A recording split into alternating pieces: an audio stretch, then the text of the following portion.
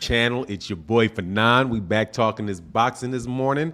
Hope everything is going well with you guys. You got your coffee. You got your, well, I got a little cup of coffee and I got some water. Hope you guys got the same thing, man. Hope you had a good night's sleep. If you at work, hope you have a safe day at work, all of that good stuff. But let's talk this boxing, man. Let me say what's up to everybody in the chat first. Make sure, though, that y'all hit that like button for me. It's free, don't cost a penny, and it really does help the channel grow. So make sure you hit that, you hit the like button. My man, stay connected in the building. What's going on, man? Ray Patterson in the building said, good morning, Martin. How are you today? You have one of the best channels. I always come to your channel. Thank you very much, man. We working on the my We're trying to make it a little bit better. We got some gifts we got some things we got coming up in the next couple days. Just finalized the deal. It's for my first sponsor that I've ever had on the channel. And the only reason I took the sponsorship is because I'm going to be able to get y'all, because I know some of you guys like to gamble, and I'm going to be able to give away $250 worth of gambling, worth of free money every month to you guys. So I'm gonna let you know how it works in the next couple days, man. So, but just subscribe to the channel, like the channel, and just let you know, man, when we talking about this boxing, we'll start, because I know some of y'all like to gamble, like to put your money on stuff. So we're gonna get you something where if you sign up, you can get some free money out of that for your gambling habits. Because people oftentimes ask me, you know, where do you bet, where do you do that, and all that. So I got someone I'm partnered with, and I'm gonna let you guys know what's going on with that in the next week or so, probably. Ray Patterson said, always looking for you to drop some boxing knowledge because you drop the facts, you keep it 100. Thank you, bro. I try my best to. What's going on? Trey Boy 89 in the building. What's going on? Freddie Jimenez in the building says, salute to you, Martin. Good morning. Like to say about what I heard about Ugas might get the Errol Spence Jr. fight after all if the WBA comes back today with a yes. Also, great news on Mikey Garcia at 135. Yeah, man, the WBA, hopefully the WBA will let that fly, man, so we can get to undisputed. Hopefully they'll reverse their decision, and because they were like, one thing that I read that Yordenis Ugas was talking about how much money the PBC spent trying to get that fight together, right? So if the PBC is pushing it with them, like, look, we spent a lot of money on this, and we need to make, and so, you know, that's important, because if the PBC, if the WBA gets on the outside of the PBC, then that's a lot of money that could cost them down the road. And as long as they sign up and they agree that whoever the winner is will fight and get rid of that regular belt, I mean, they should do it, man. I don't understand why they wouldn't. But they are under pressure, so we'll see what goes on with that later today, man. The Go Millionaire mindset, man. That's the mindset I need. Said ready for these fights. Got Errol being crowned king of the 147. It'll be tough, man. I'm telling you, man. I hope that Ugas fight comes first, though. Really, I do. And I say that as an Errol Spence Jr. fan, because I want to see him get that fight before he has to fight Terence Crawford, man. Because you know that when that fight gets announced between Terence Crawford and Errol Spence, I'm gonna have bubble guts for like 5 months. Because you know that it's going to be a little ways off. They're going to make sure they got their training camps and they get their promotion and all that stuff going for the fight. Man, that's a huge fight, man. A absolutely gigantic fight, man. Those and not to have, and here's the thing, not to have the WBA involved. Like, the WBA, do you really not want any of that money? You know what I'm saying? Because if those two fight before, there's not as much money in the winner of them fighting Ugas. You know, it pretty much blows it. The WBA, if they really wanted to talk about that money, they should get in the mix, and have two of those fights and not just one, and one that would be anticlimactic. You know what I'm saying? Let me roll down here real quick, man, because I saw a super chat in there. My man, the Go Millionaire Mindset said, we need to get this boxing. I said, let's go. We need this boxing. We need this. Boxing needs this big fish. Absolutely, bro. What's going on? Cowardnello said, did the WBA allow Ugas to fight Errol? It's not. They said that they're going to decide it now. What's going on, my man, Zayed Kamid? Salute to you, bro. That's what's up. Y'all make sure y'all hit that like button. I know y'all stingy on my like buttons, man. Y'all always stingy on the like button, man. Hit that like button this morning, man. It don't cost nothing.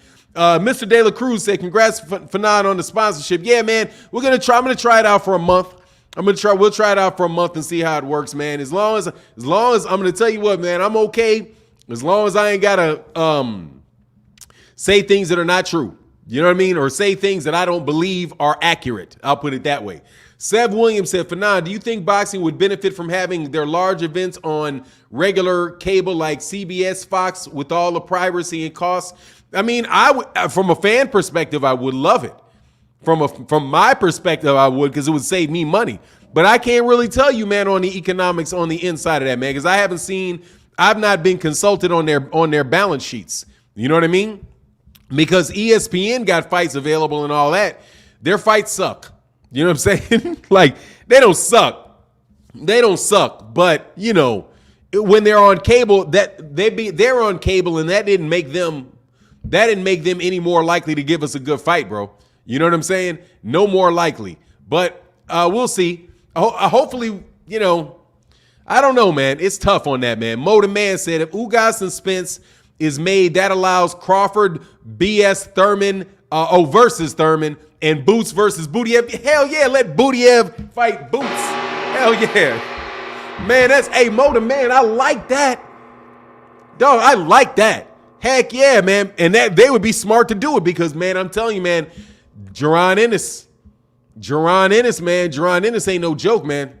Jaron Ennis, that's the dude. I'm telling you. Jaron Ennis is the dude. And you know what I like about Jaron? Everybody knows it. All of the top boxers are saying the same thing about Jaron Ennis. Errol Spence said it about him.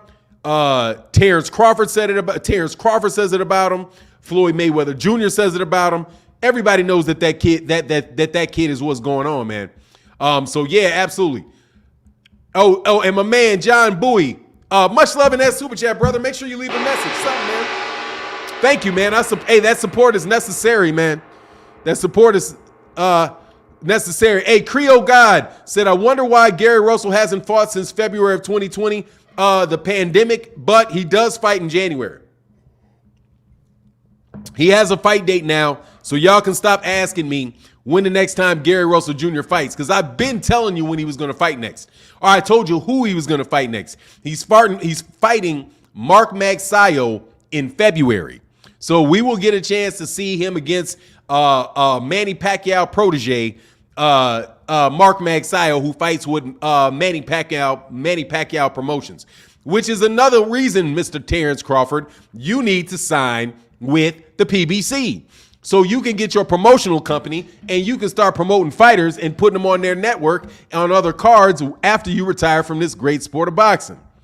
What's going on? Jay Spence in the building. Randy Smedley in the building. What's going on, bro? He said the only way to gain new fans, I mean, it's important. No doubt about it, bro. No doubt about it, man. Mo the Man said, what do you think Crawford will have to fight Virgil Ortiz for his mandatory? I don't know, man, but I think there's obviously a chance. There's obviously a chance that he would have to do it. I'm going to tell you right now, that is a bad fight for Virgil Ortiz. Why Virgil Ortiz wants to lose this early in his career against Terence Crawford, I have no clue. You know what I mean? But I think that there's a chance on that, man. You know what I mean? Hey, man, Caden said, Fanon, what's good? How are you, man? I'm blessed, man. I am blessed and highly favored. You know the saying. I'm blessed and highly favored, man. I got up this morning. I was healthy. Got a couple shekels. Got a couple shekels in my pocket. Got a beautiful wife, loving kids. Well, grumpy and argumentative and dismissive kids, but, you know, healthy and kids that I love. You know what I mean? What's your excuse? Said WBC orders Fury versus Dillian Whyte. Yeah, we knew that was coming. And you know what you know how I responded to that? I am absolutely, shocked by that fight because I don't know whether to ignore it or to openly accept the fact that I have to cheer for Tyson Fury. No joke, man. I hate that. I hate it. You know what I'm saying? Like, I don't actually even hate it, really, because if it wasn't for Tyson Fury cheating, and because he did cheat, and I don't care what y'all say, I had liked Tyson Fury before all that Deontay Wilder effery started. I liked Tyson Fury. So it's really not hard for me to get my head around wanting to see him beat Dillian Whyte, because all that stuff with Deontay Wilder it's in the past. You know what I mean? You got it, like, the fight's over. Whatever happened. All that good stuff, is what it is. It's over. It's over. It's over and done with, man. Water under the bridge. Hold on 1 second. Nah, that's not a Cash App. I do. Oh, let me get the Cash Apps from yesterday real quick, man. My bad. My bad. My man, Papa Bird said AB would land a lot on Bud and piss him off. I missed that yesterday, I do believe. So I'm gonna say what's up to you. Thank you so much for the love in that super chat. But anyway, man. Seth Williams said, who are you favoring with an in shape Andy Ruiz, Jared Anderson? Jared Anderson. Andy Ruiz can be completely in shape, completely together, and I'm still taking Jared Anderson over him, man. Absolutely, positively. I'm taking Jared Anderson over Dillian White. Taking him over everybody except for maybe Tyson Fury. Hey, you know what? I like Jared Anderson over Usyk. Give him a little time, and I'll take him over Usyk. I like Jared Anderson, man. I think Jared Anderson's a real fighter. A real fighter. Like, can box. He's not one of these big lumps that just rely on how tall they are and how big they are, to fight. So yeah. Big Baby, oh, absolutely, man. Big Baby will stop him, man. I don't know. I don't know if he'll stop him. Because Andy Ruiz seemed like he got a chin. You know what I mean? He seems like he's got a chin, so I wouldn't say he's going to stop it, man. Scooter Adams in the building said, Tyson Fury fight is going to be a dud without the name like Wilder or Joshua, and no doubt about it, man. And Creole Guy said, why are people saying Wilder is going to retire? I don't think he is, because he said he was contemplating it. He was on an interview with Kevin Hart. And hey, check out the video. I got a video up about it. He said that he's accomplished everything that he needs to accomplish in the sport of boxing. And so he said man, much love in that Cash App, man. That Cash App is what's up. Thank you. My man said, hey, my man Blow 410 said Gary Russell versus Mark Magsayo, January 22nd, 22. I thought it was February. I thought it was two in February, but that's what's up. Much love in that Cash App, brother. Thank you so much for the support, bro. So yeah, so he had that Kevin Hart cold as balls YouTube episode, yeah. And he said, he's like, man, should I continue? Should I not continue? I've won everything. I've done everything that I wanted to do in my career. You know what I'm saying? I came in here to reach a goal. I reached that goal. I exceeded that goal. Do I keep pushing forward? And honestly, man, I'm going to tell you, it's very greedy of me to say that I want to see Deontay Wilder fight again. I do. Man, Deontay Wilder is one of my favorite heavyweights ever. Without a doubt, man, there's something missing in boxing if Deontay Wilder is no longer in the sport. Like that heavyweight division, without a doubt, bro, is a lot less appealing with Deontay Wilder not there. Because Tyson Fury just doesn't do it for me. I mean, Tyson Fury is the type of guy where it's going to be very difficult to beat him, but he's very Klitschko-like. Other than that, because I'm telling you, those big, tall heavyweights are boring. They're really, really boring. Now, he may not be boring. He may not be boring, before the fight starts. But once you get into the fight, dude, he's pretty boring. If it wasn't for Deontay Wilder and Deontay Wilder's punching power, and you know what I mean, it wouldn't be as exciting, man. It really wouldn't, man. That's kind of what I think. And Anthony Joshua turned into, Anthony Joshua looked like he's scared of his shadow, fights like he's scared of his own shadow now. So that's not a particularly, interesting type of thing. So it just kind of makes the heavyweight division a lot less interesting, even in the conversations that go on around, because, all them haters, we used to be able to have these Deontay Wilder haters who would come say whatever, and we would be able to have really good boxing conversations about it. You know what I mean? Also, I want to say something to, I don't. I'll leave that alone. Pablo, my man Pablo Sanctioning, man, I'm killing your name. My man Pablo. Let me just say my man Pablo, so I don't have to tear up your name. Hold on, man. Where'd it go? I was going to read you, Pablo. And it jumped on me, bro. Oh, there he goes. It's a tough task for Anderson. I believe he can be the best, but he hasn't hit the elite competition yet. But, man, his skill level's elite.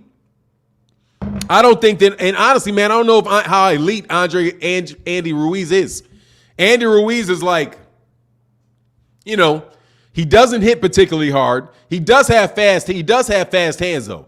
He's got fast hands. He's got a good chin, but man, Chris Arreola gave Andy Ruiz pretty much everything Andy Ruiz could handle out of Chris Arreola. And Chris Arreola was never a terrific heavyweight. He was always a very fun heavyweight to watch because, you know, Chris Arreola lays it on the line, man. Love watching Chris Arreola fight. I was a Chris Arreola fan. But, you know, I wouldn't say that he's the cream of the crop. And, you know, he gave that work to Andy Ruiz. So, I mean, Jared Anderson, I think Jared Anderson's his talent. The talent of Jared Anderson, I think, will get him past Andy Ruiz. Because he's a tremendously talented fighter. Very, very, very talented fighter. Despite the fact that he's such a Tyson Fury fan. I won't hold that against him, though. 455 bench presser 82 said, agree on that vid you put out about Mikey Garcia. I think he should go back to 135. 147 ain't working for him. Definitely. And I'm going to tell you, they ain't going to like that. If he can make that weight and he's strong at that weight, they're not going to like that. They're not going to like it. They're not going to like him at that weight class. I'm telling you. Like, he'll beat Teofimo Lopez. For me, Mikey Garcia and Teofimo Lopez, man, Mikey gonna wash Teofimo Lopez. Wash Teofimo Lopez. Devin Haney, man, that's an even money fight, man. Honestly, man, Andy, you could see the excitement in the eyes of Mikey Garcia when they were talking about that.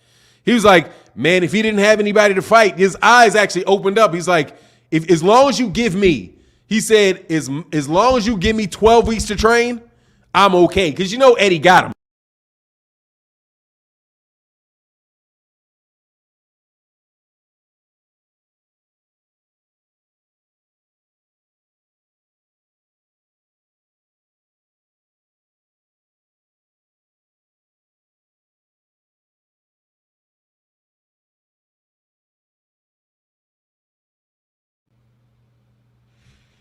All right.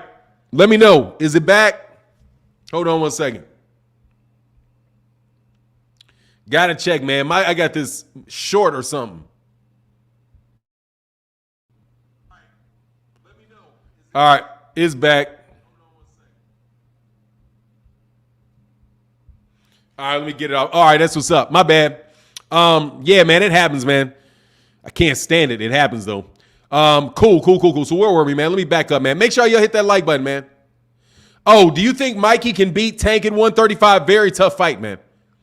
Hey, man, make sure you guys watch this video I got coming up about Tank, man. I'm telling you, man, I talked to my dude, and I listened to what Antonio Tarver said. Gervonta getting a short stick from you guys. I'm telling you, man, that is a very, very well-rounded fighter. I don't know, man. I'm telling you, man, I think the best 135 pounder is Gervonta. I think he's the best fighter out of all those guys. The only guy that I think is going to give Gervonta Davis a lot of trouble is Lomachenko. That's it. But we'll see this Saturday with Lomachenko. And we'll see what happens with him, man. Yeah, I'm telling you, man. I think it's Tank, man. Alonzo Lambert. What's going on, Mr. Hey, let me pronounce your name right today, man. Let me pronounce your name right today. Alonzo Lambert said, don't forget the wrenches from yesterday, a little behind, no. Oh, really? What you talking about? Alonzo? I ain't get you, Alonzo?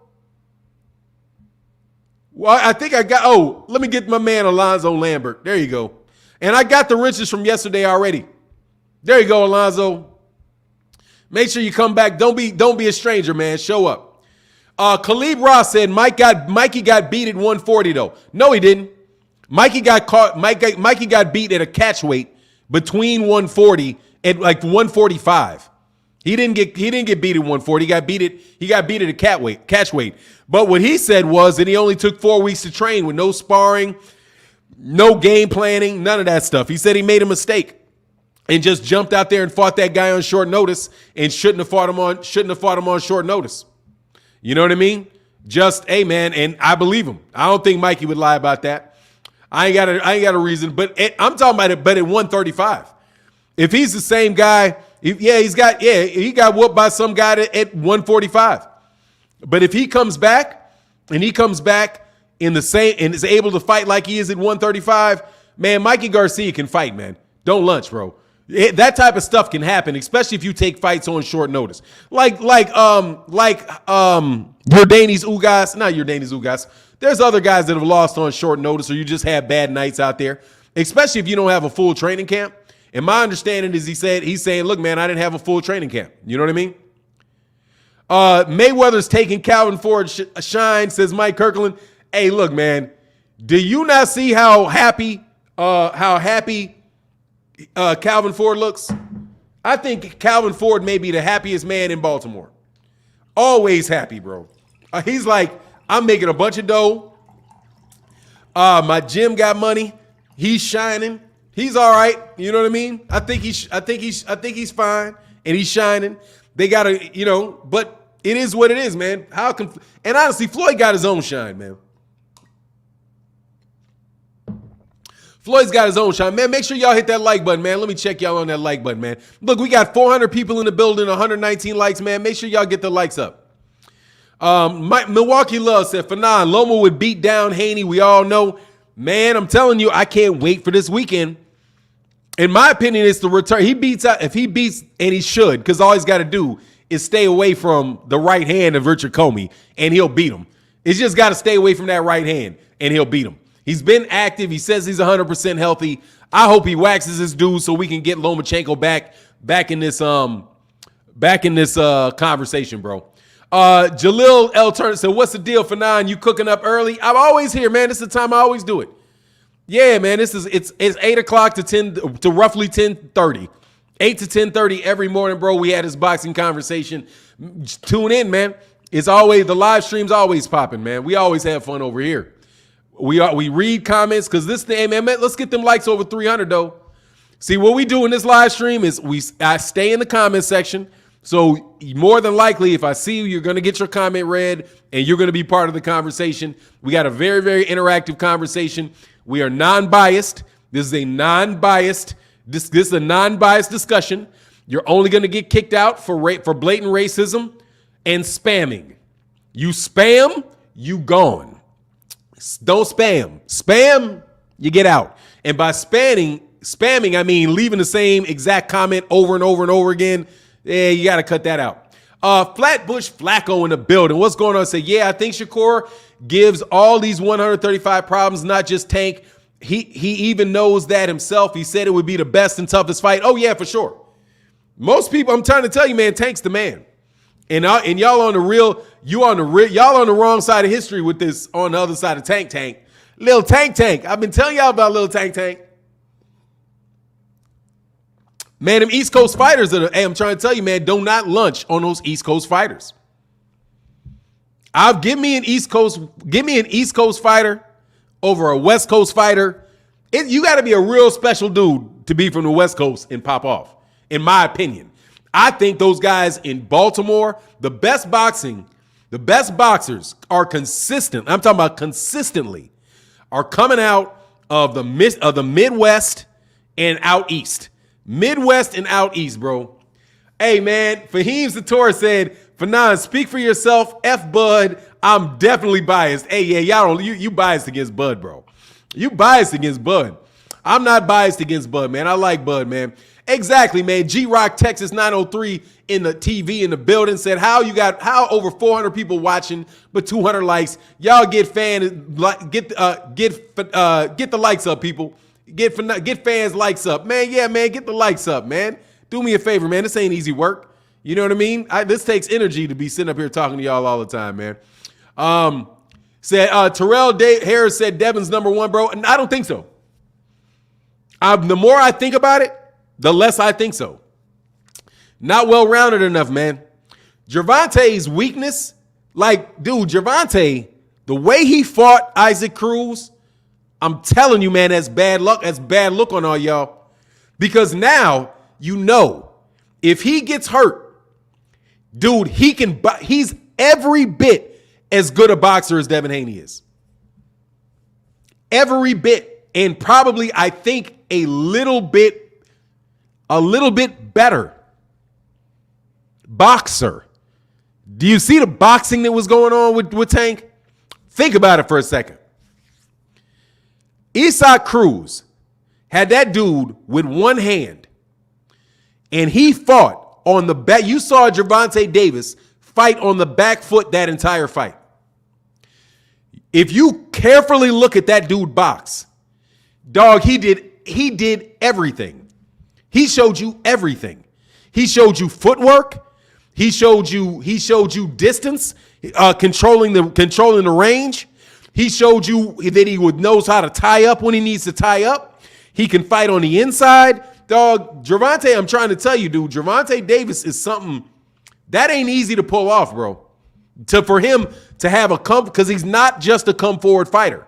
And if he needs to, he can walk, and if he will walk you down and hurt you. That's what Tank Devin Haney doesn't have. Devin can't walk you down and hurt you. Not like that. So if Devin fights Tank, what's he gonna do? Fight from the outside? If Tank can fight on the back foot. Tank, it'll be a boring Tank. If Tank wants to, with Devin, he make it a boring fight. And say, okay, you're tall, I'm just gonna stay at range. I'm going to stay out of range. I'm going to slip your punches. And I'm going to make you come to me. Or neither one of us are going to score any points here. He doesn't have to go plodding after Devin Haney. Doesn't have to do it. Because he can fight on the back foot and force Devin Haney in.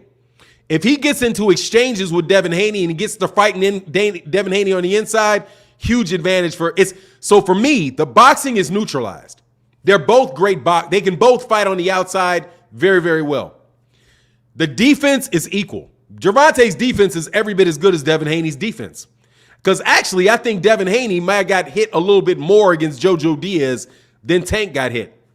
I think a little bit. Maybe not. I could be wrong about that. However, Gervonta is a more well-rounded fighter. Until I see Devin Haney really walking down and beating up guys. Because I've seen Gervonta walk forward and beat guys up. I've also seen him do a combination of the two with with Jose Pedraza. Because Jose Pedraza is no easy fight, man. I'm trying to tell you. Hey, Flatbush Flaggo said, T.O. not from my hood. He from Florida. His dad's from Brooklyn. Nah, he's a New York fighter, bro. We gonna put that on New York, bro. I'm putting that dead on New York. You know what I'm saying? Hey, yeah, exactly. Leo said, hey, for non-biased merch coming soon. Hey, you know what? I should do that. Piss all them non-biased channels off, bro. Make sure y'all hit that, man. Make sure y'all hit that like button, man. Let me check them likes, man. I know y'all doing me dirty. Yeah, man, come on. We got 538 people in the building, only 285 likes, man. Get the likes up, man. Get the likes up for the morning show. Hey, Fahim Sator said the best boxers are from Michigan. Yeah, I do believe that. I believe the best central place for boxing is probably Michigan. But the combination of DC, Baltimore, and Philadelphia, and Virginia, man, it's tough to beat them, bro. I'm trying to tell you. But Michigan got a lot of great fighters, man. Without a doubt. Let me slide down here real quick to the super chat, man. Thank you for the support. Mike Kirkland in that super chat, brother. Thank you, man. He says, I'll take Lomachenko over Tank and Haney if they ever fight. Just my opinion. Yeah, if he ain't old, I don't think that's unreasonable. I don't think that's unreasonable. I think Gervonta beats Devin Haney. I think Gervonta will stop Teofimo Lopez. Just get out. I think he stops Teofimo Lopez because he's going to get on the inside against Teofimo Lopez, and I don't think Teofimo Lopez can fight on the inside and mop him up. I think he mops up Teofimo Lopez. But Lomachenko, that's not going to be easy. That is not an easy. That is a difficult fight, man. That man can fight top notch because he's very well rounded too. He's got defense. He's got defense. He's got ring generalship. He's got clean and effective punching, and he's got effective aggressiveness. He's a little cookie cutter though. You know what I mean? Like he's got a set way he goes about fighting. So I think Gervonta can probably I think the reason T.O. beat him is because the book was out on him, and they kind of knew the patterns that he was falling into. He needs to switch up them. He needs to switch up the patterns. Tyson Field says casuals in the house. All right, that's an insult, Tyson Field. Casuals are always in the house, bro. Always. Robin Soto in the building, man. Much love in that super chat, brother. He said, brother, how are you doing today? I'm doing well, man. Crawford versus Spence will happen next year. KR, who's KR? Not KR, or will Spence fight Thurman and Crawford moves up? I'm hoping that fight happens. Look, this is what I think will happen. If I got to put my money on what'll happen, Errol will fight somebody other than Ugas and Crawford next. And Crawford will fight somebody like Josecito Lopez or somebody like that for the PBC. And then the fight might happen after that between Terence Crawford and Errol Spence. I hope. Because I don't have faith in the WBA. I just don't have faith. They've already turned the guy down 2 times. And so they appealed it for the 3rd time. And maybe there's some corruption hopefully there's some corruption going on and some money getting passed around in Puerto Rico. I hope Paco got paid off. That's what I'm hoping. You know what I mean? I hope Al slid Paco some dough. Like, look, man, we need this fight, okay? We got a $100 million fight coming up here. And we don't need Boost Putin. We don't need Boost Putin or Stanosis screwing up our money, okay? We got the Ugas fight. We got Ugas, and we got Errol, okay? We got a nice little in-house fight and make some money, okay?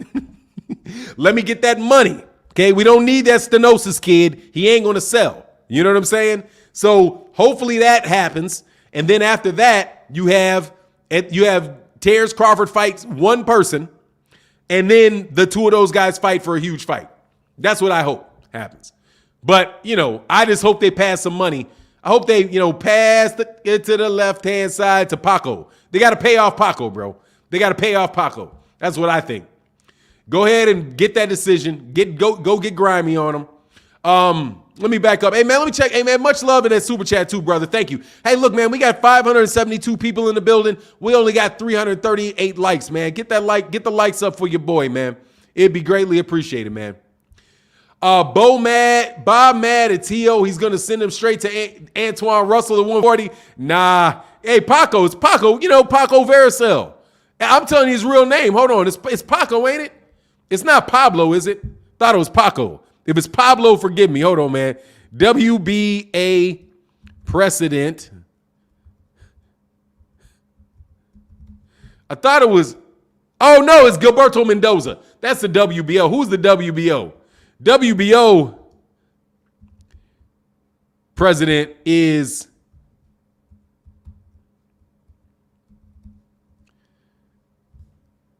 Yeah, it's Francisco. He goes by Paco, though.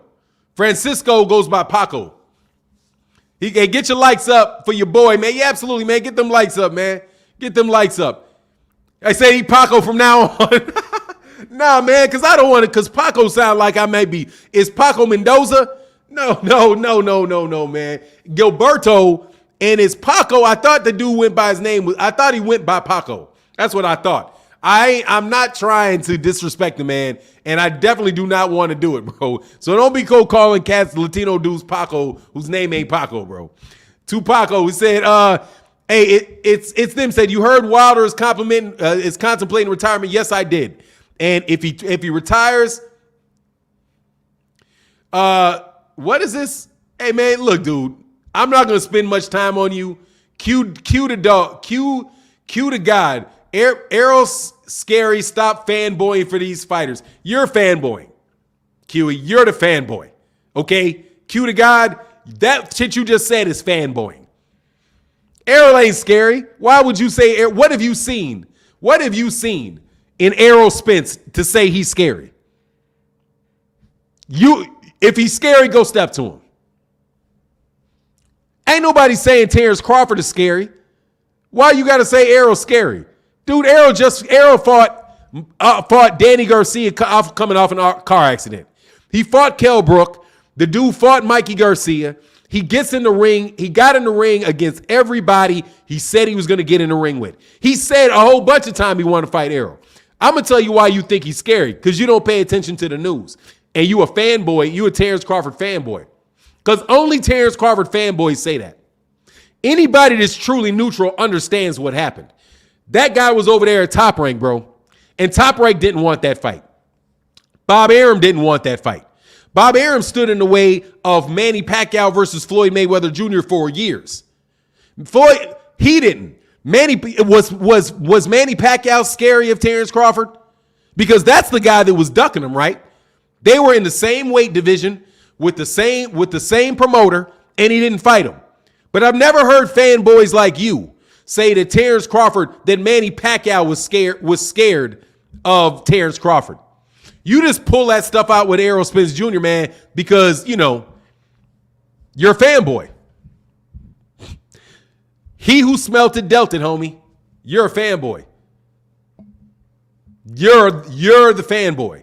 Because I ain't never, if I was saying, oh, Terence Crawford is scared of Errol, never said it. Ever have you ever heard me say that Terence Crawford is scared of Errol Spence? Or that Terence Crawford wouldn't want to get in the ring with Errol Spence? Only thing you've ever heard me say about Terence was this. That Terence is over there at Top Rank. All you Terence Crawford fanboys need to stop acting like Bob Arum ain't got something to do with this. Whenever Bob Arum is doing something else, you very clear that Bob Arum will stand in the way of fights. But all of a sudden you get amnesia when it comes to Errol Spence Jr. because you're fanboying. Everybody else was flat tell you, dude, Top Rank and the PBC were at war for a very long time. They did not have their fighters fighting each other, and that came from the time where the PBC was established and Top Rank and Bob Arum sued them for violations of the Sherman Act, which is claiming that they were a monopoly, and violations of the Muhammad Ali Act, talking about they worked with sham promoters. And you had all the press talking about how the PBC was going out of business. But you, fanboy, don't ever want to remember that. And you want to act like Errol Spence Jr. made up the term the other side of the street, when that stuff has been going on for at least 30 years of one fighter not being able to fight the other fighter because one fighter was with Bob Arum and the other fighter was with Don King and they didn't want to make the fight. Or somebody was trying to make an in-house fight, right? And a promoter did not want these guys to fight. Like the fight between Floyd Mayweather Jr. and Oscar De La Hoya. Floyd wanted to fight Oscar De La Hoya when Floyd was at 130 pounds. Did you know that? Wanted to fight, was calling out Floyd Mayweather Jr. Floyd Mayweather Jr. was calling out Oscar De La Hoya when he was at 130 pounds and said, I will move up and fight Oscar De La Hoya. I can beat Oscar De La Hoya. And Bob Arum didn't make the fight. And a whole bunch of media people were acting like there's no way that Floyd Mayweather can do it. What a joke, blah, blah, blah, blah, blah. But then Floyd broke from Bob Arum, got the Arturo Gatti fight, and became a pay-per-view star. Oscar De La Hoya broke from top Rank, founded Golden Boy Promotions, and that is how the PBC was born. Because Floyd left and Oscar left, and then Oscar had Golden Boy Promotions, Floyd started Mayweather Promotions, and the two of them started working together, and they worked together over on Showtime. Or no, that might have been on HBO. That fight was probably on HBO. But you get my drift. That's the history of boxing. But since you don't know that, fanboy, you just listen to what somebody who was another Terence Crawford fanboy has to say about it. Okay? Now, please spare me the fanboying, okay? Because nobody's fanboying around here. Hey, Harold George said, hey, much love, man. Thank you for joining the channel, brother. That means a lot, man. Thank you so much, bro. Says, Spence is the big fish, bro. Stop. Now, that's just the truth. Now, if you're going to say that they fanboying, because I'm going to take it like you meant to me. Stop fanboying for him. I think y'all are bugging. Somebody said the word obsessed. That always attracts my eye. You are the biggest Errol fanboy. You are, I am, Where's the example, dumbass, of me fanboying for him? I'm just telling you the truth. I said the boy was going to beat Kell Brook. Was that fanboying? I said he's going to beat Mikey Garcia. Said he was going to beat Errol. I said he's going to beat Sean Porter. He's going to beat Danny Garcia. And he was going to fight all these guys and get these belts. He's going to fight Yordenis Ugas. He'll fight Terence Crawford. He's the biggest name in the welterweight division. It's not fanboying if it's a fact, homie. It's not a fanboy. It's logical. But anyway, you know what happens when you fanboy. When you call people names, you get blocked. Tyson Field, man, I don't get that. I don't get you.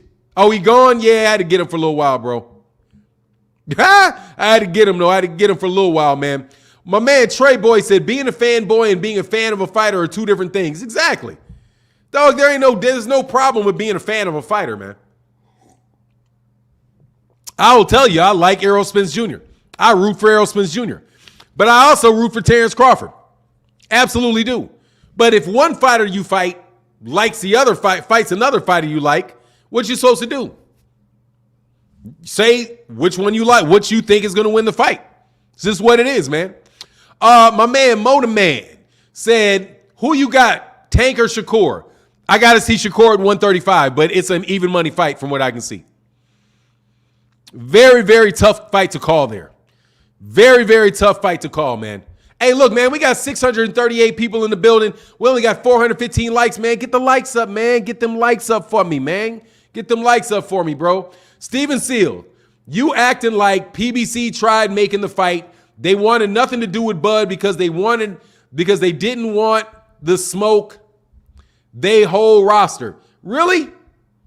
Steven Seal, I could have sworn that Terence Crawford just fought Sean Porter. Didn't Terence Crawford just fight Sean Porter? Didn't the PBC fighter just fight Terence Crawford last fight? Did I miss something? I think he did. I think he did. Absolutely, I think he did. However, even if they didn't want to make the fight, that doesn't mean Errol Spence Jr. don't want the fight.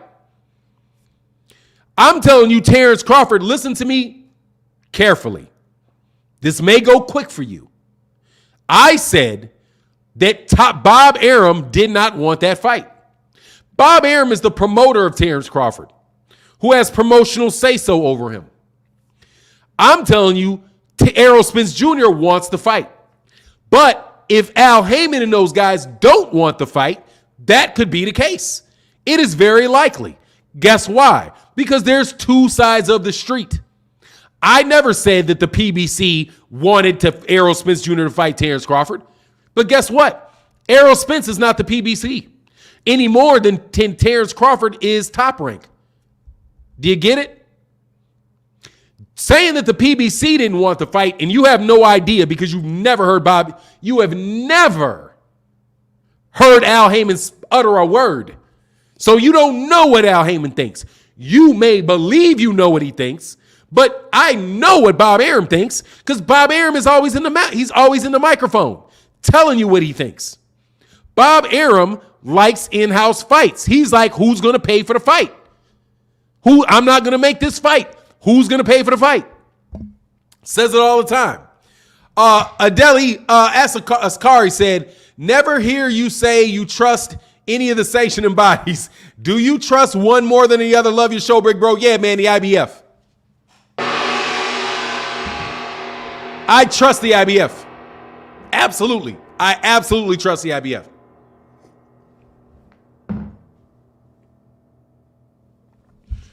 I absolutely trust the IBF.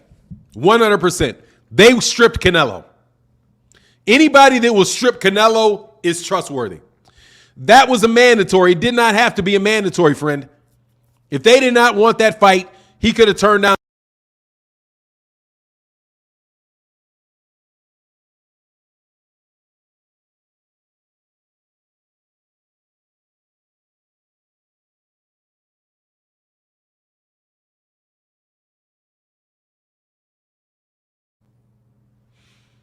He would have gave him another fight. Absolutely. They didn't have to make that fight. It was a mandatory for him. He would have gave him another fight. Right? The only mandatory it is for the champion. If the guy that's mandated to take the fight doesn't want that belt, he doesn't have to take the fight. And I can demonstrate that for you if you'd like. Devin Haney. He had multiple people ordered to fight him. The guys didn't take the fight. If Devin didn't take the fight, Devin would have been stripped of his belt. If the other guy doesn't take the fight, nothing happens to the other guy. He may lose his IBF ranking, or the WBC ranking or whatever ranking that is. Hey man, much love in that super to the Cash App to Mr. Presley. Much love. Thank you so much, brother. Thank you so much for the support in that Cash App, man. That means a lot, bro. Thank you very much, bro. And also, much love in that Cash App to my man, Giovanni Walker in the building, man. Straight to the Cash App. Thank you, brother. That means a lot. Thank you, sir. And my man, George, I'm not going to say your name, excuse me. He said, just pay the man. Said, you seriously think Tank better than Shakur? I don't know that he's better than Shakur. George. Oh, I'm sorry. Just pay the man. Sorry. Just pay the man. I don't know if he's better. I said it's a tough call. I don't know. I know he's got more power, though. And I think he's got faster hands. And I think he's a very, very, very, very, very good fighter. But Shakur is a beast, man. No doubt about it, bro. I got that cash. Thank you very much, man. I'm keeping the Cash App on hand, bro. Thank you very much. They said check the Cash App, no sound, too. We got count, too, right? Not anymore, right? King Judah said, Fanon, these Bud fans hear Bob say he's not paying for that fight. Eddie says Bud not a draw. Bomac said they chose Horn over Spence. Exactly. But it doesn't matter, bro. They don't listen to all of that, bro. But hey, Bodymore Murderland said, why you explaining these fangirls, Fanon? It's fun. Because it's fun. You know what I'm saying? Because it's fun. Hey, man, much love in that Cash App and the things, man. Thank you, brothers, man. Thank y'all for supporting the channel, bro. Where's my man, Jermaine Ivory? Let me do this. Hey, man, what's going on, Dapper Douglas? How you feeling this morning, bro? Man, Gary Antoine can't get a mandatory. Yeah, he's got a mandatory. He got the mandatory against Mark Magsayo. He's got the mandatory against Mark Magsayo. So yeah, he's got his mandatory, bro, for sure. Caleb Roth said, is the IBF mandating Spence versus Abukarov eventually? Eventually they are, because he ain't had a mandatory in a minute. But I don't think what he's gonna I don't think they're gonna step in the way. I don't think they're gonna step in the way of Undisputed for it though. I don't think that they are. And Abukarov will take, and he'll probably take step aside money for it to delay it, man. Steven Seal said PBC only let Sean fight Bud because they used him up and had one foot out of the door. Steven, you don't know that. How do you know that? How do you know that? You just going to say stuff? When did you hear Al Heyman say that? When do you see Al Heyman say that? Give me the tape on him saying that. I think you just coming up with some convenient. I think you may be just coming up with some convenient crap off the top of your head that may sound right to you. Okay, you call you just making stuff up, bro. Like you just making it up as you go. Hey, man, look, man, we got 614 people in the building, only 465 likes, man. Y'all get them likes up, man. Get the likes up for me, man. And Steven Seal, that's about it. You're spamming, bro. I don't know who he's going to fight. He's going to fight Terence Crawford. That's who he's going to fight. He asked for the fight before it was a mandatory, friend. Sean Porter asked for that fight last year, and Bud turned him down. And Bob Arum turned him down, dummy. Do you remember that part? Sean Porter asked Al Heyman if it was good with him to go and try to get a fight with Terence Crawford. Al Heyman said yes. He approached Bob Arum and Terence Crawford for that fight. Bob Arum told him no. Terence Crawford told him no. The only reason the fight happened is because the WBO ordered Terence Crawford to make the fight. That dummy is an instance of the PBC trying to make a fight with Top Rank and Top Rank saying no. That's why you don't just pull things out of your backside that sound good to you. If I say this, he won't be able to respond to that. Look, man, you gotta beat it. You gotta beat it with all of that, bro. Okay? It was the PBC that pushed for that fight, not Top Rank. King Judah in the building. Let's love that super chat, brother. Thank you very much. He said, not surprised Bud can't sell tickets. His fans are casuals who don't watch or pay for fights. You know what I mean? Well, casuals help you. Because don't lunch, man. There's some Errol Spence Jr. casual fans as well. All right? And that's kind of the big thing. There's a lot of them. There's just not enough. There's just not enough casual fans of Terence Crawford. So where he can really sell fights. But honestly, he just needs to go to the PBC and everything will be good, man. I'm telling you. I really believe that. There's nothing wrong with Terence Crawford as a fighter. There's almost no difference between him and Gervonta Davis. He's not any more appealing. Hey, no worry. Hey, thanks, King Judah. He's no more appealing. No more appealing. Hold on one second. Oh, I think this is, I think I'm starting to hear the cash apps, but I don't know if this is one. Oh, hold on.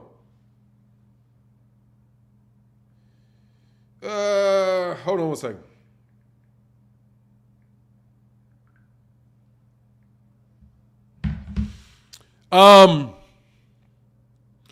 Mo the Man said, I think the reason we get some of these matches below 140 because of the sparring session that took place between them when they were younger.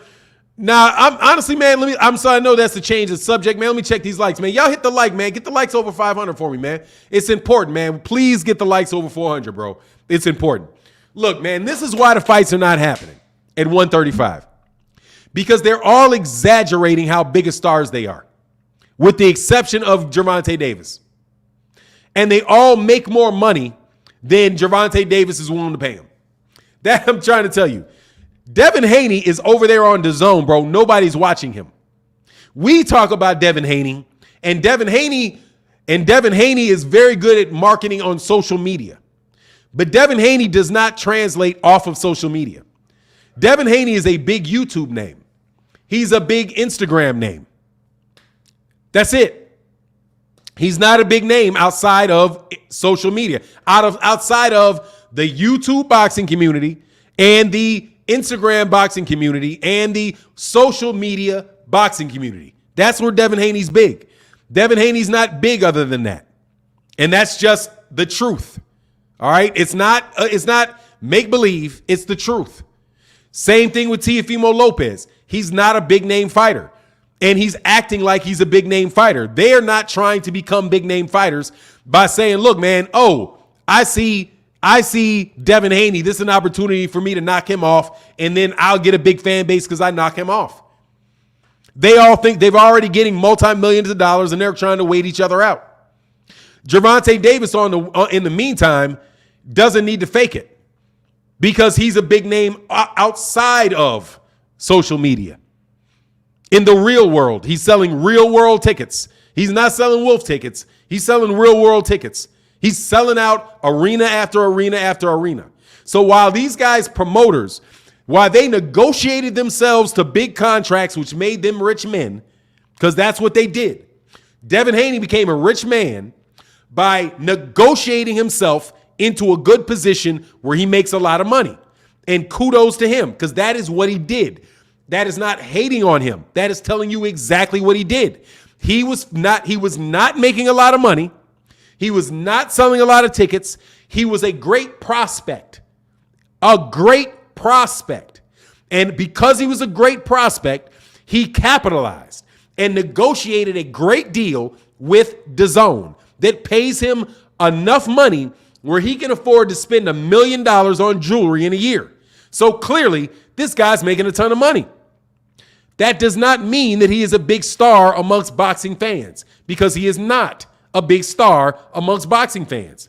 He is somebody that negotiated himself into wealth. Teofimo Lopez, same thing. Was an excellent prospect. Signed with Top Rank.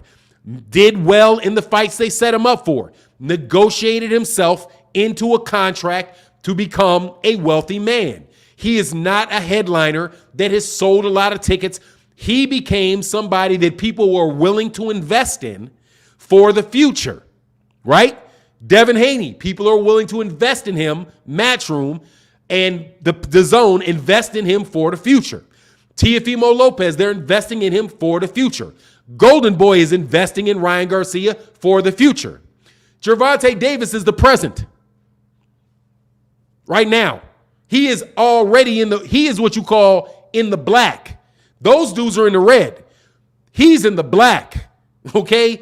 That's the problem, bro. If they were and I'm telling you, if they were in the black, make sure I mess up this very sensitive mic. If they were in the black, they wouldn't be talking like that. They would get in the rankings and try to force that fight with Gervonta. And they would be seriously trying to make the Gervonta Davis fight.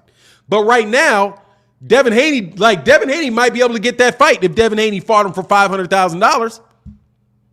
Right? Because how much did Isaac Cruz make? $500,000? $600,000 in that fight? Something like that? If he made that much, $600,000? Man, Devin's making $3 million. Probably, from what it sounds like he's making $3 million. He can't get that against Gervonta Davis because he's not bringing in the numbers. They're not going to invest in him. You know what I'm saying? That's the situation. Man, my man Jose, man, shout out to Jose, man. Much love in that super chat, brother. He said the IBF is the only one who don't favoritism, take the mandatory or give up the belt. I like your show. You speak your mind and have a strong comedic vibe. Great show. Thank you, brother. I thank you, man. Thank you. I try, man. It's fun because it's a lot of fun for me, man. Hey, man, look, we got 636 people in the building, 528 likes, man. Come on, man. Get them likes up, man. Get the likes up for your boy. And make sure you subscribe to the channel and tune in every day for the live stream because we have a good time pretty much every day, man. Talking this boxing in the morning, bro. Let me slide down a little bit to my man Giovanni Walker in the building. He said, do you think Stevenson has been put on the shelf? No. He's just not being given. He's just not featured. He's not on the shelf because he just came off of a championship fight. So clearly he's not on the shelf. He's just not being featured at Top Rank. Same problem that Terence Crawford had. He wasn't featured by Top Rank. Same problem that Floyd Mayweather Jr. had at Top Rank. He wasn't featured at Top Rank. He's a great fighter that they have that in top talent, but because he's not featured, you know, he's not going to get the fight. Like if they wanted to feature him, they'd give him the Valdez fight. They'd be like, "Oh, we're going to make a star out of Shakur. Give him Valdez. Let him work to be the undisputed very young undisputed fighter because he's the real deal. He's a better fighter than Teofimo Lopez, but that's not what they're trying to do with him. You know what I'm saying? Let me roll down here, man, to the super chat, man. Y'all showing big love today, man. Thank you so much. Try to stay a little bit. What's going on, man? Ramen Turner in the building, man. Much love in that super chat, brother. Thank you so much. He said Errol Spence wanted to take the easy route. He told Crawford that to his face. That's not what he said. And the PB said if Errol wanted the fight, PBC said if Errol wanted the fight, they would have made it. That's not true. That's not true. None of that is true. That's not true. Errol said he didn't say he wanted to take the easy route. What he said is, man, I can take the easy route. I could take the easy route. Fuck you. So what he said. He said that he's in an argument with Terence Crawford. And he tells Terence Crawford that look, dude, I'm the fat cat. I'm the money man. I'm the big man. That's what he was saying. I'm the big man. I'm selling the tickets. That's what he said. He's being cocky, talking to Terence Crawford's face. They say, look, man, I don't even need you. I don't even need you. And you know what else he said in the same conversation? He said, you want the fight, tell your promoter to call me. Tell your promoter, him, to call me. And he said Bob Arum was full of smoke and mirrors because Bob Arum didn't want the fight. That's what he said. Take the whole context of what he said. And you've never heard the PBC say that if Errol wanted a fight, they would have made it. You didn't say that because guess what? They can't make that fight by themselves. They can't. How are they going to make the fight and Bob Arum don't want the fight? Who is the PBC? Who is the PBC spokesman that said that, bro? Did you hear Al Heyman say that? And for real, Mr. Turner, let me know. Who said that? You're telling me the PBC said that. The PBC, it's hard to even explain what the PBC is. Who in the PBC said that? That if Errol asked for the fight, we'd make it. Because guess what? Errol wanted the Sean Porter fight, and they didn't make the Sean Porter fight at first. Did you know that? While you in the middle of all of that, Errol said, got into the middle of the ring with Sean Porter after Sean Porter beat Danny Garcia for the vacant WBC belt. And he said, I want you next. Errol did that to Sean Porter, right? Sean Porter, who, by the way, you guys act like he's ducking Terence Crawford for fighting Sean Porter. As if he wasn't trying to get a fight with Sean Porter to unify the IBF and the WBC, and there's nothing wrong with that. Why wouldn't he want to fight for the WBC belt? Why wouldn't he? Anyway, so he tries to make the fight for the WBC belt, calls him out. Sean Porter says he wants to fight. In the aftermath of that, in the press conference, Errol Spence Jr. says, Sean Porter says, look, if the fight don't get made next, it's not me. I want to make that fight next with Errol, but if that fight does not happen next, you guys know that it's not me. Clearly, somebody from the PBC told Sean Porter that fight is not going to happen next. Do you want to know why? Because they have a big pay-per-view fight with Mikey Garcia that they wanted to make. And they got that big pay-per-view with Mikey, and then they did the Sean Porter fight. All of this while you're saying that he's ducking Terence Crawford because he's doing successful pay-per-view shows. What is he supposed to do? Not take a pay-per-view against Mikey Garcia? Not take a pay-per-view against Sean Porter? Not take a pay-per-view against Danny Garcia? Not do that? For what? Come on, man. Y'all got to be real with it, man. Be fair, be real. Be fair and be real. And remember the history behind it. Much love in that super chat, though, brother. And thank you for the support. We can always argue, but you know we're going to be good. My man, Julian Ledesma, said, I got Big Fish and Castano getting undisputed next year. Yikes. Oh, no, Castano going to lose that fight, bro. I'm telling you right now, Castano going to lose that. They're ready for him this time. 2 times, that's not going to work 2 times. I'm telling you, it's not going to work 2 times. Brian Castano is going to lose that fight, that fight against Jermell. Because Jermell can make the adjustment. Hey, man, we got almost 700 people in the building, man. Let's get the likes over 600 for me, man. Get the likes over 600, man. Hit that like, man. Like my man John Wayne said, hit the likes and subscribe. Show respect, please. Thank you very much, man. Hit them likes, man. And my man, Loudest Pack. I like that name, bro. God dog, man. Can't do that no more. Much love in that super chat, brother. Loudest Pack said, most guys don't know ish about boxing, Roger Mayweather. Exactly, bro. And they definitely don't know the history. Because you're just talking out the side. I'm trying to tell you. You're listening. When you listen to people that are making an argument for Terence Crawford, understand they're making an argument for Terence Crawford. And they're going to give you the information that makes Terence Crawford look good. I promise you, I am being unbiased. Because I am not saying Terence Crawford is ducking Errol Spence. I'm not making an argument saying that Terence Crawford doesn't want that fight. Never made that argument. Only thing that I'm saying is that you guys are full of it, acting like Errol Spence Jr. has been ducking. Because that is bullshit. And 100% bullshit. Because the man was unifying belts. You can't duck a guy while you're unifying with other champions. You can't. And you can't fault a guy for getting on pay-per-view against guys that sell on pay-per-view and not fighting a guy that doesn't have a big fan base. Get me? Hey, my man, King Judah in the building. Hey, said, Fanon, please verify to those that don't know, Bomac said they had Spence and chose Horn. What he said was he got kind of caught. King Judah. He got caught. Is what he got. It was what happened. All right. And let me be very, very clear about what happened, because y'all don't watch the whole videos. I'm telling you, you can do a video and cats will not listen all the way through and understand what you're saying. This is what happened. Bomac is trying to make the argument, that Errol Spence Jr. is ducking Terence Crawford and he's scared of Terence Crawford. He's doing the promotion for Terence Crawford, right? That's Terence Crawford's coach and that's Terence Crawford's manager, all right? His coach and his manager. So what he is doing is he is representing Terence Crawford. No problem with that, but that's what he's doing. BFTB, shout out to BFTB.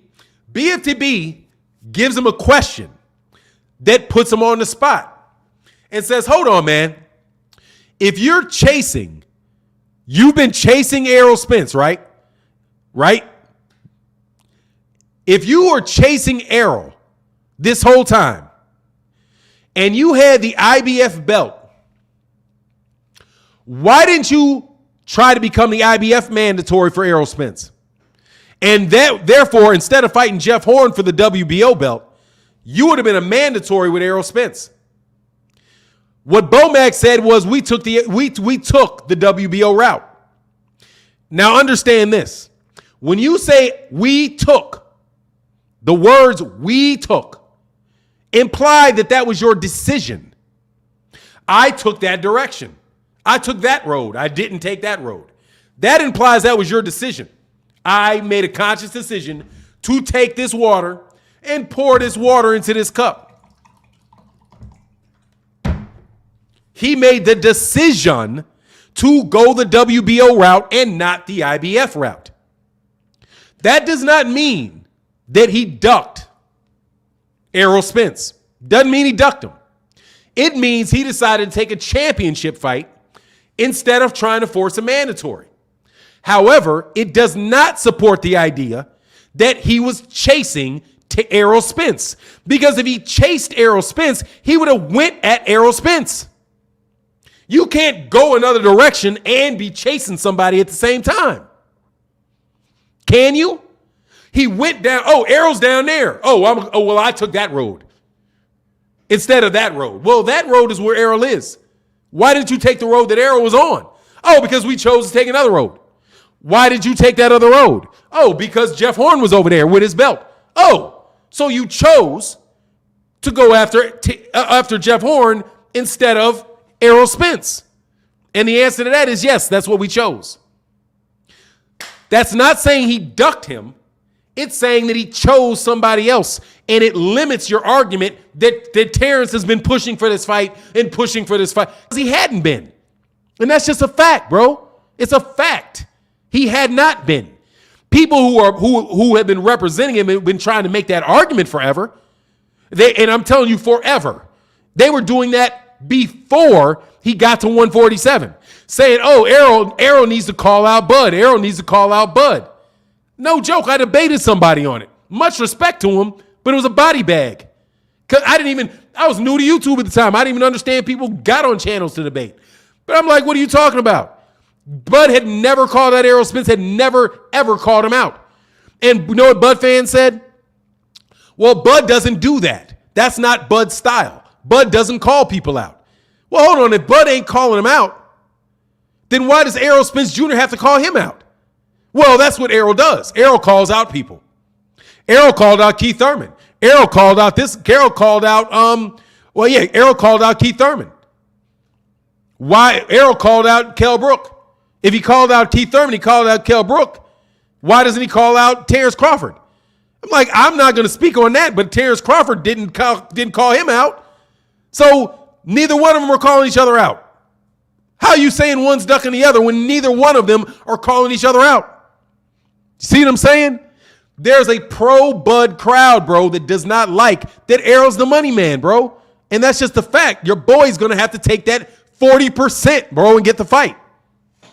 It's easy. Like, it's just what it is.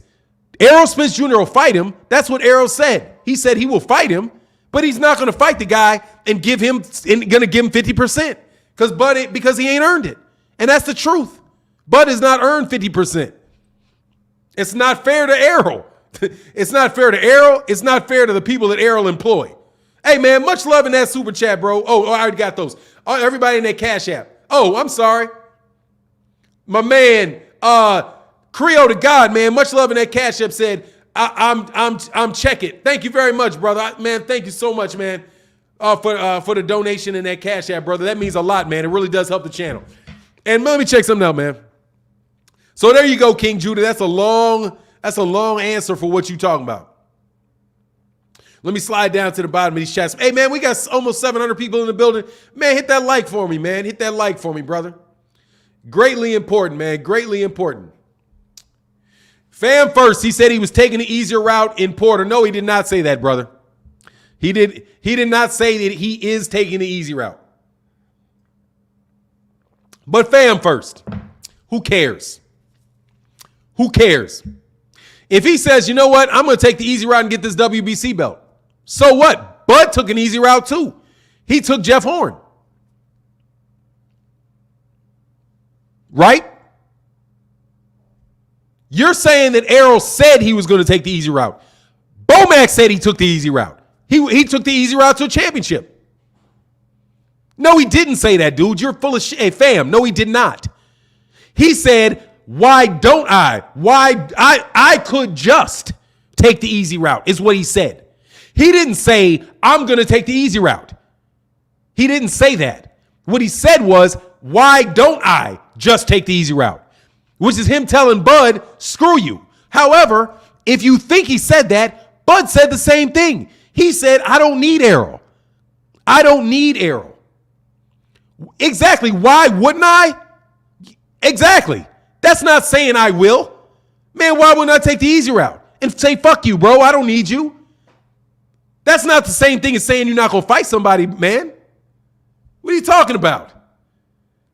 Why wouldn't I? Is saying that if I say, man, look, dude, you want a job with me? And you say, yeah.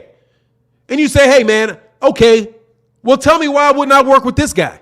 I don't need you. Why wouldn't I work this guy? This guy's got a belt. You got a belt. Why wouldn't I go over there? Yeah, you're a better worker than him, but you're more expensive.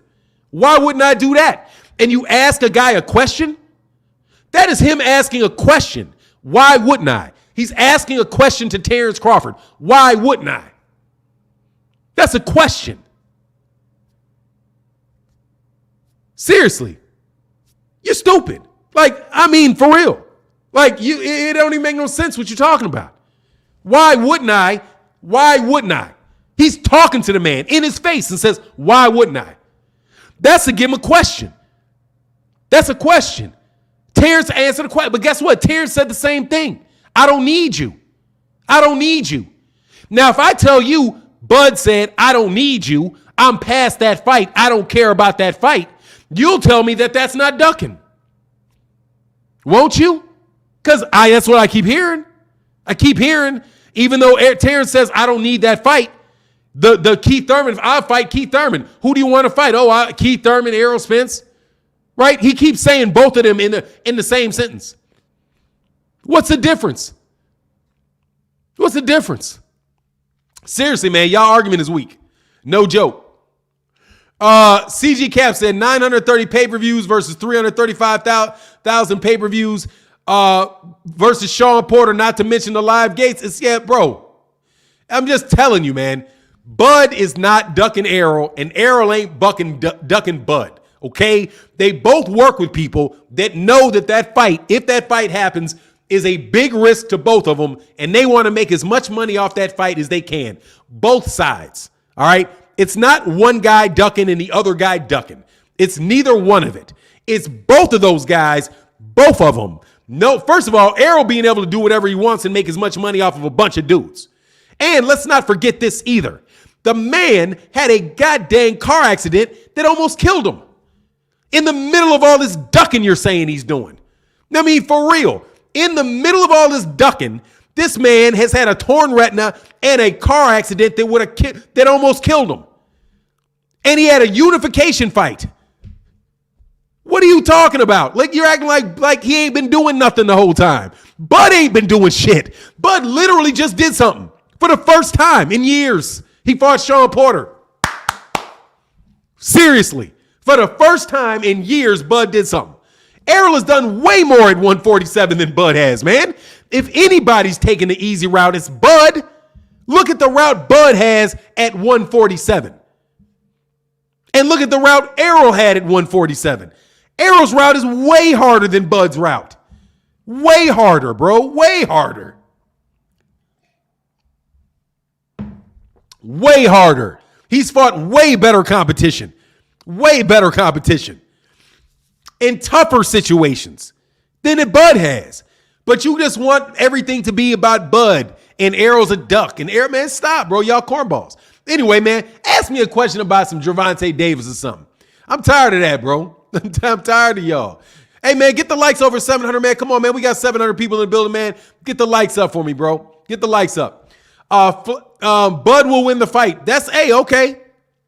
Now, if you say Kai Dallas, if you say Bud will win the fight, great argument. Have that conversation because that's a good conversation to have. If I think Errol will win the fight, but I'm telling you, I can be wrong. I'm not so convinced that Errol beats him that I'm overlooking Bud and be like, oh, that's what you call a good fight. That's why we're talking about it. It's a good fight. It's a fight that can go either way. That's what I think. But I think Errol's style beats him. You know what I'm saying? Oh, JRJ said Cash App. Thank you, brother. Man, I appreciate when y'all remind me because it's going to my phone. And my man, that's huge, bro.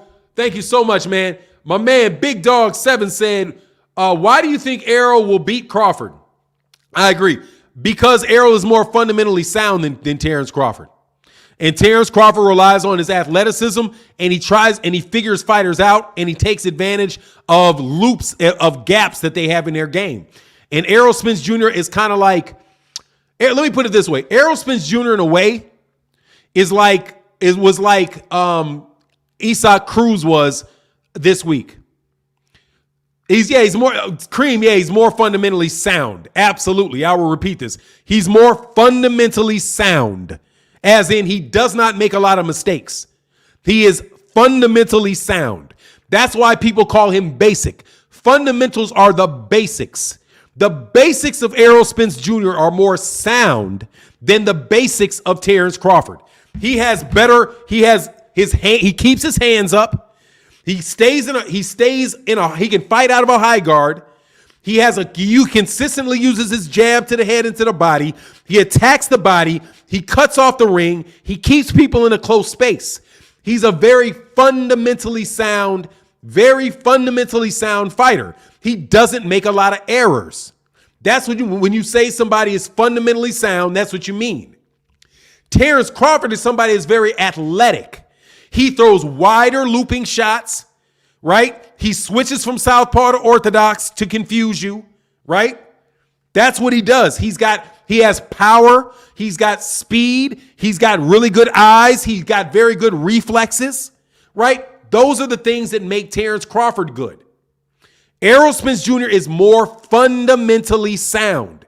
He makes fewer mistakes in a ring. Similarly, like Roy Jones Jr. Roy Jones Jr. lost to Antonio Tarver because Antonio Tarver was more fundamentally sound than Roy Jones Jr. Not to mention he was also a southpaw. There's also the fact that Terence Crawford likes to fight out of the southpaw stance. He doesn't get that advantage against Errol Spence because Errol Spence is a southpaw. He's not going to switch to southpaw and having an orthodox fighter deal with a southpaw. He's going to either have to be on a southpaw and a southpaw, or look, dude, you're saying he's more skilled. I'm saying he's more fundamentally sound. What you mean is that he has more weapons. You think he has more weapons. Cool, he's got more weapons. But the basic fundamentals of it, Errol fights in a much more fundamental and disciplined manner than Terence Crawford does. So Terence is going to have a harder time finding spots to pick him off with. Where are the holes? Where are the errors? Where are the mistakes that he's going to capitalize on? That's what I want to know. Terence, even when you listen to Terence Crawford, like somebody like Sean Porter, what was his name? Tim Bradley. When Tim Bradley talks and says that he thinks Terence Crawford is going to beat him, what he says is Terence is going to figure him out. He's got a lot of tools in his toolbox, and he's going to figure out what tool is going to work with this guy. But when you see Isaac Cruz fight Gervonta Davis, and I'm telling you, that type of thing, who's smarter? Both of them. Neither one of them are any smarter than the other guy. I don't know who's smarter. Errol seems pretty damn smart to me. Seems pretty smart to me. Anyway, the fundamentals of it. That's why it was tough for Gervonta Davis to get with Terence with Isaac Cruz, because Isaac Cruz didn't give him anything to work with. He didn't give him any holes. He didn't let his hands go so he can catch him in the middle. Any of that stuff. Dude, Errol's a very, very a fighter that's very, very hard to beat because he doesn't have any gaps in his game, or very few gaps in his game, unless he does what? He gets you to engage. Now, if he gets Terence and Kim are engaging, then Terence is going to be in a firefight with Errol. And I'm telling you, firefight with Errol and Terence is bad for Terence. Bad for Terence, because Terence has the iffier chin between the two. And he's the naturally smaller guy. That's why I think it'll be dipped. That's why I think he wins, because of that. Now, I could be wrong. You know what I'm saying? I could be wrong, but dude, I just don't see any hole. Where are the holes in this man's game that he's going to take advantage of? And I've yet to see anybody tell me that where it's going to be. Seriously, like, why do you think Terence, besides all the tools in his toolbox, right? You keep telling me, oh, he can do this, he can do that. Yeah, but what do you see in Errol that he is going to take advantage of? What? Like, for example, Dillian White and Deontay Wilder. Dillian White walks around with his hands low. Deontay Wilder's got an overhand right that is going to land on that boy's chin at some point in the fight because he holds his hands low. That's a weakness you can see in the other guy, that Deontay Wilder has a tool to take advantage of. I never hear you guys telling me what you see in Errol Spence Jr. that he's going to use these tools on. What tool? What tool is going to get past that jab? What tool? Seriously. Him switching to southpaw and sticking his hand up? Because I'm telling you, that's how he stops the jab on everybody else. The jab is ineffective for everybody else with Terence because Terence will switch to southpaw, which puts his lead hand in front. And he can catch your jab, catch your jab, catch your jab. Is Terence going to fight in orthodox to catch Errol's jab? If Terence fights Errol in the orthodox stance, advantage Errol, he's going to beat him. No joke. Terence Crawford is not going the whole fighting Errol Spence Jr. in the orthodox stance. He's not gone 2 rounds, 2 full rounds. I don't think he's gone 4 full rounds in the last 4 years in the orthodox stance. Much love in that super chat, bro. He's better in southpaw. My man, 3-2 get him said, if Tank and Shakur happens, what do you think is more likely? Shakur outworking and outpointing Tank for a decisive decision victory, or Tank KO? The Tank KO is more likely because it's going to be very hard for Shakur to outwork Tank. They're equal boxers. So the bigger chance is Tank catching him with something and knocking him out. Because Tank can box. Yeah, outworking him, definitely not outworking him. Because they're both going to be picking their shots. That's a tremendous fight, bro. The problem for Shakur is that power, bro. And that's Errol and Terence and your boy got that power in spades, bro. That's my take on it, bro. You guys can have your take. But I'm telling you, the reason I pick Errol is because of that. I will take a fundamentally sound athlete, a superbly talented, a guy that sticks with the basics, that has very little deep, who doesn't allow you to be offensively effective. I just don't know how he's going to be effective offensively against Errol, unless he opens up. And I'm telling you, if he opens up, that is playing into Errol Spence Jr.'s hands, opening up, because Errol Spence is a higher volume puncher. And here's something else. He's not going to beat Errol on decision because Errol punches, his punch output is so much higher than Terence Crawford's punch output. He's actually throwing punch after punch after punch after punch. So I don't even get where he's going to win a decision. He's going to need a knockout. And you got to get a knockout against a guy that doesn't make a lot of errors. You know what I'm saying? That is going to be a puzzle Terence Crawford has a lot of tools, and he's a very, very smart fighter. But that's a tough one to solve, bro. No doubt about it, man. And I do not believe that Sean Porter, I believe Errol. He went in there with Sean Porter to try to knock Sean Porter out. He was willing to take one to give one with Sean Porter because he said that after the Mikey Garcia fight. He's like, look, man, I can box all day. I'm sick of this. I want to go to war. So after he did that, he went to war with Sean Porter. And he said, I'm going to try to get him out of there. That's what he tried to do. But if he wanted to box Sean Porter, he could have boxed Sean Porter, just like he boxed Danny Garcia. He's like, look, man, I'm just going to beat him. I'm just going to outbox him. And Danny Garcia couldn't do anything with him when he just decided to stay behind his jab and stay to his fundamentals, basically ran 12 straight rounds off on the guy. Dude, that's something if you can run 12 straight rounds off of Danny Garcia. If you can run 12 straight rounds off Mikey Garcia, that's something. He can outbox you, and if you go to war, he can outbrawl you. That's what I see in Errol, man. And it's kind of like Bernard Hopkins, bro. Bernard Hopkins won the for example, Oscar De La Hoya had more weapons than Bernard Hopkins, more weapons. You know what I'm saying? But he didn't have that fundamental tightness about his game, bro. And that tightness about his game ain't no joke, man. King Judah said, Spence lands more punches than any fighter in the division, including Bud. He has the most powerful throws, the most jabs, works the body. Yeah, that's for me. Now, if somebody want to tell me why that's not the case, I mean, I'm saying I could be wrong. He may be able to overcome that, bro. Giant TV in that super chat, brother. Thank you so much, man. Much love in that super chat, bro. But I'm going to tell you, we know this boxing around here, man.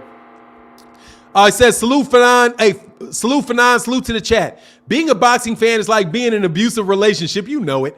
You don't get what you deserve for your comment.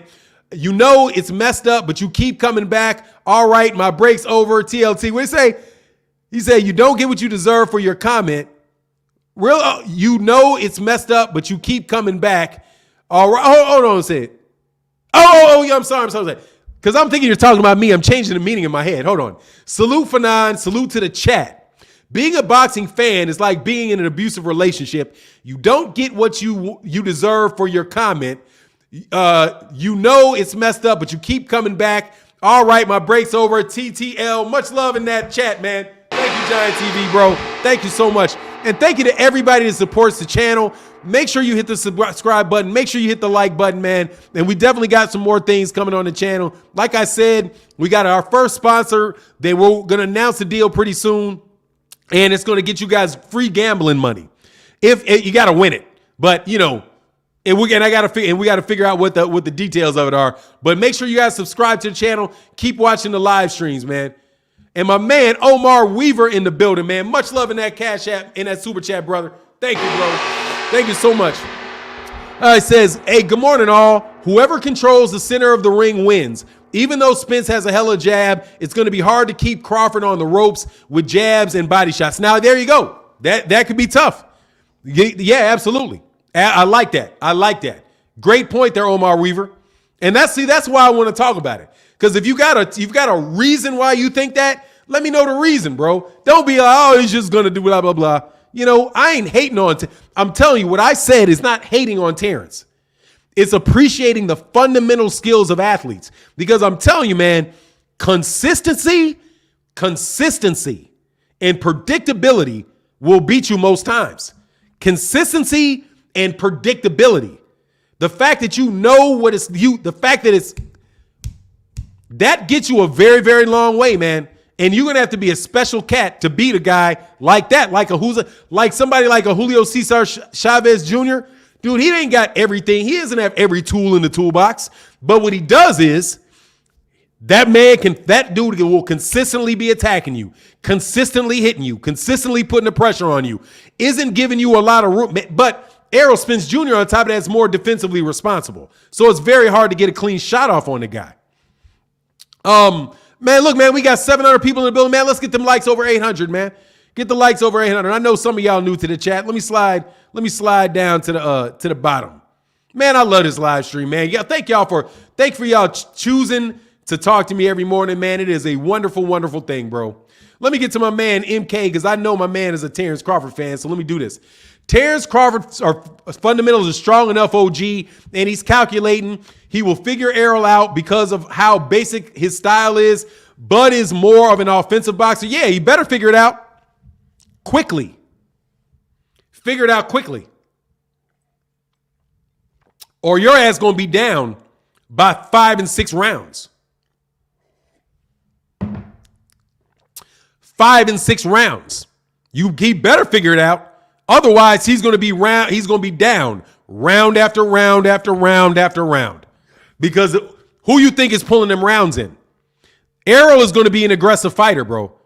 Errol is not a defensive fighter. Errol is an offensive fighter.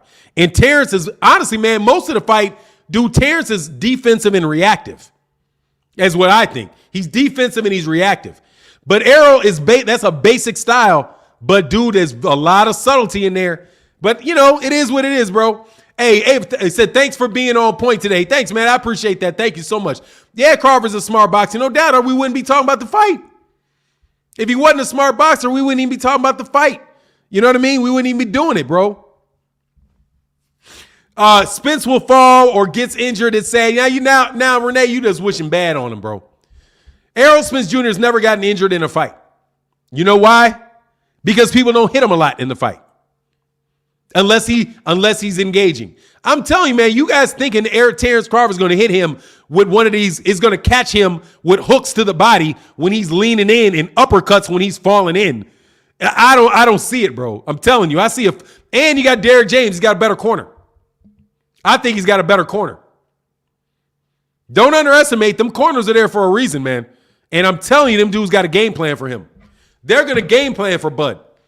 And the question is, who's going to execute the game plan?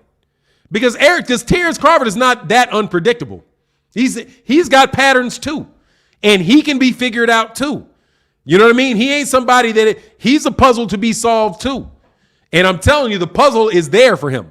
Because it's there with a lot of slick fighters. King Judah in the building. Much love in that super chat, bro. He said, Fanon, Porter works Bud's buddy boys cornered him and forced him to clinch and run, and he's forced to clinch Spence because he doesn't want to trade. Yeah, but he's not going to be able to do that with Spence. He's not throwing Spence. He's not throwing Spence on the inside. That's something else. He's not going to do that to Errol. If they get on the inside, he's not grabbing Errol. He's not going to grab and throw and manhandle Errol because Errol's bigger than him. Errol is bigger than him, and Errol is probably stronger than him, which is something that Terence Crawford probably don't run into a lot because Terence Crawford is a very, very, very strong fighter, bro. Deborah Booker said, to be honest, I like Bud and Errol. Spence is going to be a tough fight, but I think I'm going with Spence. He's always been my favorite. I hope the fight really happens. Good thing for boxing. Oh, absolutely. And may the best man win. You know what I mean? Dwayne Jones said, Bud is a good counterpuncher. Errol Spence will have to choose, but to fight him the way he fought Mikey, inhale, and he'll lose that match. I don't think he's going to fight him like that. He's not going to stand on the outside well, we'll see. I don't know. We'll see how it goes. We'll see how it goes. Hopefully, he said it's going to be 60-40 Spence brings the crowd. Oh, that is without a doubt, bro. It's going to be 60-40 with a mutual rematch clause. And it's going the distance, homie. It's going the distance. And that's probably the main reason I'm picking Errol. Because it's going the distance. It ain't going to be no knockout.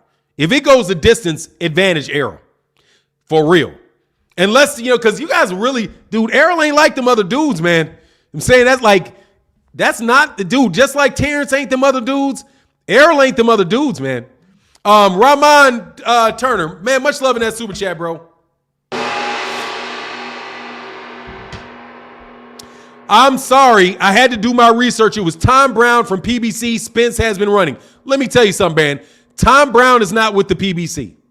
Tom Brown is a promoter. Tom Brown is a promoter that promotes fights for the PBC.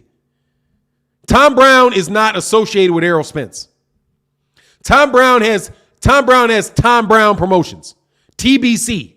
That's TB or TBC. That's TBC. That's not Errol Spence Jr. and that's not the PBC, brother. I appreciate that. Thank you for doing the research, but he's not with the PBC any more than Luda Bella is the PBC. He's not a PB any more than Bob Arum is with the PBC. He was a promoter. He's a promoter on a PBC card. And he is not Errol Spence Jr.'s promoter. He doesn't work with Errol Spence Jr. Errol Spence Jr. don't pay him. He doesn't speak for Errol Spence Jr. That is Tom Brown. And I don't even know what he would have said, but I doubt that he said he was running. If he says they'll make it if Errol wants it, that is somebody just speaking that is not associated with them, bro. Yeah, Bud, a lot of shit about Bud is phenomenal, bro. A lot of stuff about Bud is phenomenal. But I'm giving you my rationale about why I think the man's going to win the fight. You know, like I said, I could be wrong, bro. You know, like I said, I could be wrong. Hey, man, look, let's get them likes over 800, man. Hit them like buttons, man. Hit that like button, man. Let's get the likes over 800. Mr. M. Pride said Floyd and TMT would get Bud 50-50 for that Spence fight. Never.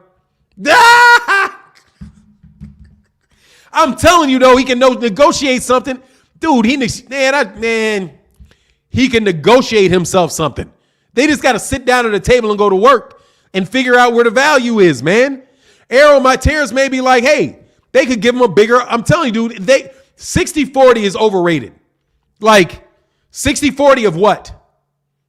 If you can offset the guy's risk and say, okay, Errol, if you think that you're the reason that people are buying the pay-per-views, then give me a bigger guarantee. I want to take, if it's you, your people are the pay-per-view, right? Then give me the bigger guarantee. I want to make X amount of money in this fight. That's how much I'm worth. This much is how much I think this fight is worth. Let's negotiate a route for me to make this much money. If it's 20 million, 25 million, how are you going to get there? Well, we give you a bigger guarantee. Well, who would the guarantee be on? The guarantee could be on the network, right? So they got to negotiate with the network, say, hey, this is a really big fight. We need a little bit bigger guarantee from the network because we're going to give that guarantee to Bud. And Errol is okay because he's saying that he's the one selling the pay-per-view. Then Errol will take the lion's share of the pay-per-view, right? The guarantee is what the network is, the gamble that the network is willing to make. The guarantee. So give me a bigger guarantee and give me less on the back end. That's how you work. That's how you work. That's at least one strategy that can allow you to get past this. Who gets the bigger chunk of the pay-per-view? Who's the big pay-per-view guy, right? Because that's what they tried to do with Deontay Wilder. They said, okay, well, if there's a pay-per-view in the United States, we're the reason that their pay-per-view is going to be big. We're going to give you a fixed fee of $14.5 million. And they're like, look, ain't nobody going to take no flat fee on a fight that big. You can give us a bigger flat fee and give us 60 and then give us 30%. With a bigger flat fee, give me 30% of the pay-per-view, right? And give me a bigger percentage of the gate or the pay-per-view. And then there's all kind of ways that you can negotiate to that, man. You know what I mean? You look at the spreadsheet, you look at all the different sources of revenue, go through them and see where you can get extra value and take less risk. That's what I think anyway. I think, for YouTube conversations, it's easier to just talk about the percentage. But there's a lot of ways to skin that cat, bro. King Judah in the building, man. Much love in that cash and that super chat, brother. Thank you very much, man. He said Bud panicked a lot when Porter stormed him, lost every exchange on the inside with Porter. Spence is more powerful and skilled than Porter. Yeah, he's a lot better fighter than Sean Porter, too. Not just a little better fighter. He's a lot better fighter. The only question I got with Errol Spence Jr. is his strength and whether or not that weight class, the effect the weight drain has on him. If and I'm telling you this for doubly sure, if that fight jumped to 154, man, definitely give me Errol Spence at 154. Because Errol will be stronger at 154 than he is at 147. Where Bud ain't going to be any stronger up there. You know what I mean? So really, you should need to be giving credit to Errol for not trying to force that fight to 154. Because that's what I would do to Bud. I'd be like, you know what, man? Beat Ugas. Go to 154. Go to 154. Bud really wants you. Tell Bud to fight you at 154. Yeah. Tell him to fight me at 154. Yeah, even with Blu-ray back. At 154, he's still going to be stronger because that's the weight class he should probably be at. But see, Bud and Errol ain't asking for that. That would be me. saying, hey, man, why don't you slip this dude? What? Hey, Julia Ledesma has turned into Terry Schmoot. He said, ain't nobody beating Ugas. Let me tell you who beating Ugas. Errol is beating Ugas for sure. Okay? Errol Spence is beating Ugas for sure. Ugas is tailor-made for that, bro. Tailor-made for that. Hey, Renee Park said, level playing field for nah. Fuck that. Me? No. Me? 154. Hey, man, you feel real big, bro. You feel real strong, huh, hey, Terence? Let's go to 154. Let me get a little of this. Let me get a little extra 7 pounds. Let me get a little extra 7 pounds on you, brother. Let me get a little extra 7 pounds. Let me get a little few less days. Let me get a little better weight cut from me. Let me get a little better weight cut. Because Bud right now ain't got no weight cut. Bud is feeling really strong because he ain't got to cut weight. He's at a weight because he ain't got to cut weight. Errol got to cut weight. You know what I mean? Because he's the bigger guy. I'm telling you. And a lot bigger guy. Not just a little bigger guy. He's a lot bigger guy. A lot bigger guy. Let that dude come all the way, man. G-Code said that's nervous energy for 9. Of course it is. Of course it is, G-Code. I'm telling you that I could be wrong. Look, I'm telling you. That's why all you Bud fans think I be hating on him. I'm not hating on him. I know I can be wrong. I'm not doubting that I can be wrong. I'm not. You know what I'm saying? I'm not. Hey, look, Phantom, you're going to get out of here. You say stupid, you say cap shit again, I'm throwing you out. Because you guys got you got a dumbass definition for that word cap. Do you mean I'm lying? Or I'm wrong? I'm giving you my opinion, so I can't be cap. If cap means lying, how am I lying? I'm telling you the truth. If I was Errol Spence Jr.'s team, I would say, let's fight at 154. Let's fight at 154, bro. I can't stay at this weight. I'm at 154. You want that paycheck? Come on up to 154, bro. Or sit down there at 147. Or sit down there at 147. I'm telling you what I would do. That ain't cap. That's smart, bro. D say, you're high. Ha, ha, ha. No, I'm not high, dummy. You're out of here. Get out of here, bro. Why in the world? You're wrong. And maybe I'm wrong. There you go. Thank you. Then tell me I'm wrong. Don't say you cap, because all that stuff means you lie. You lying, bro. You lying. I'm not lying. Oh, Boots is the man, bro. I saw all that Boots stuff. I ain't talking about Boots right now. I ain't talking about Boots right now. I know what Boots is, man. Hey, man, let's get these likes over 800, man. Come on, we got a full house in the building, man. Get them likes up, man. Hey, same fight, different round. Says so for 9. Your brother Wilder debating on retirement, huh? Absolutely he is, man, and he should retire. He should. Absolutely, bro, he should. He deserves to. Why shouldn't he retire? Look at all that money he made, bro. Don't be thin-skinned for 9. Leave the haters. You need haters in life? No, I've got plenty of them. Okay? I got plenty of them, bro. Okay? I don't need every hater that bumps up here. Okay? No, I do not need haters. That is a lie. I don't need haters. Why would I need somebody to hate me, bro? Trust me, I am motivated by love. I am not motivated by hate, bro. Haters can get the fuck out of my life. Okay? Oh man, make sure I get that. There you go. Big dog in that Cash App. I think I got you already though, bro. Thank you. Oh man, let me get some other. My man, Just Paid a Man said, why does Bob mess up fights? Money. Money. Long-term money. Bob is a businessman. For sure, bro. Long-term money. And Keisha in that Cash App, thank you so much, because that Cash App is important, man. Thank you so much. Said, great live stream. Thank you very much. Hey, I'll try to make it high energy. Is it high energy for you? Good conversation? Are we engaging with one another and having a good boxing conversation? A good non-biased conversation? I do not need haters in my life. What I do need, though, I do need counterpoints, without a doubt. I do need people that are going to say, hey, man, I disagree with you. And this is why I disagree with you. And we can have good, fun banter back and forth. But on the real, I don't need you haters, bro. No joke. You give me headaches. I read your comment because your comment, I'm telling you, haters are like a big pile of shit in the middle of the room. No joke. That's what you guys are. To me, like mentally speaking, this is what haters are. Haters are like somebody in you got an immaculately clean living room, and somebody walks into your living room and takes a dump right in the middle of the living room. Everything else in the room looks good except for that dump. And you can't get your eye off the dump. And you got to clean that dump. You got to get the shit out of this. The room's going to stink. I don't need you taking shit in my living room. I do not. Because otherwise, I would be able to enjoy the room for the good things in the room.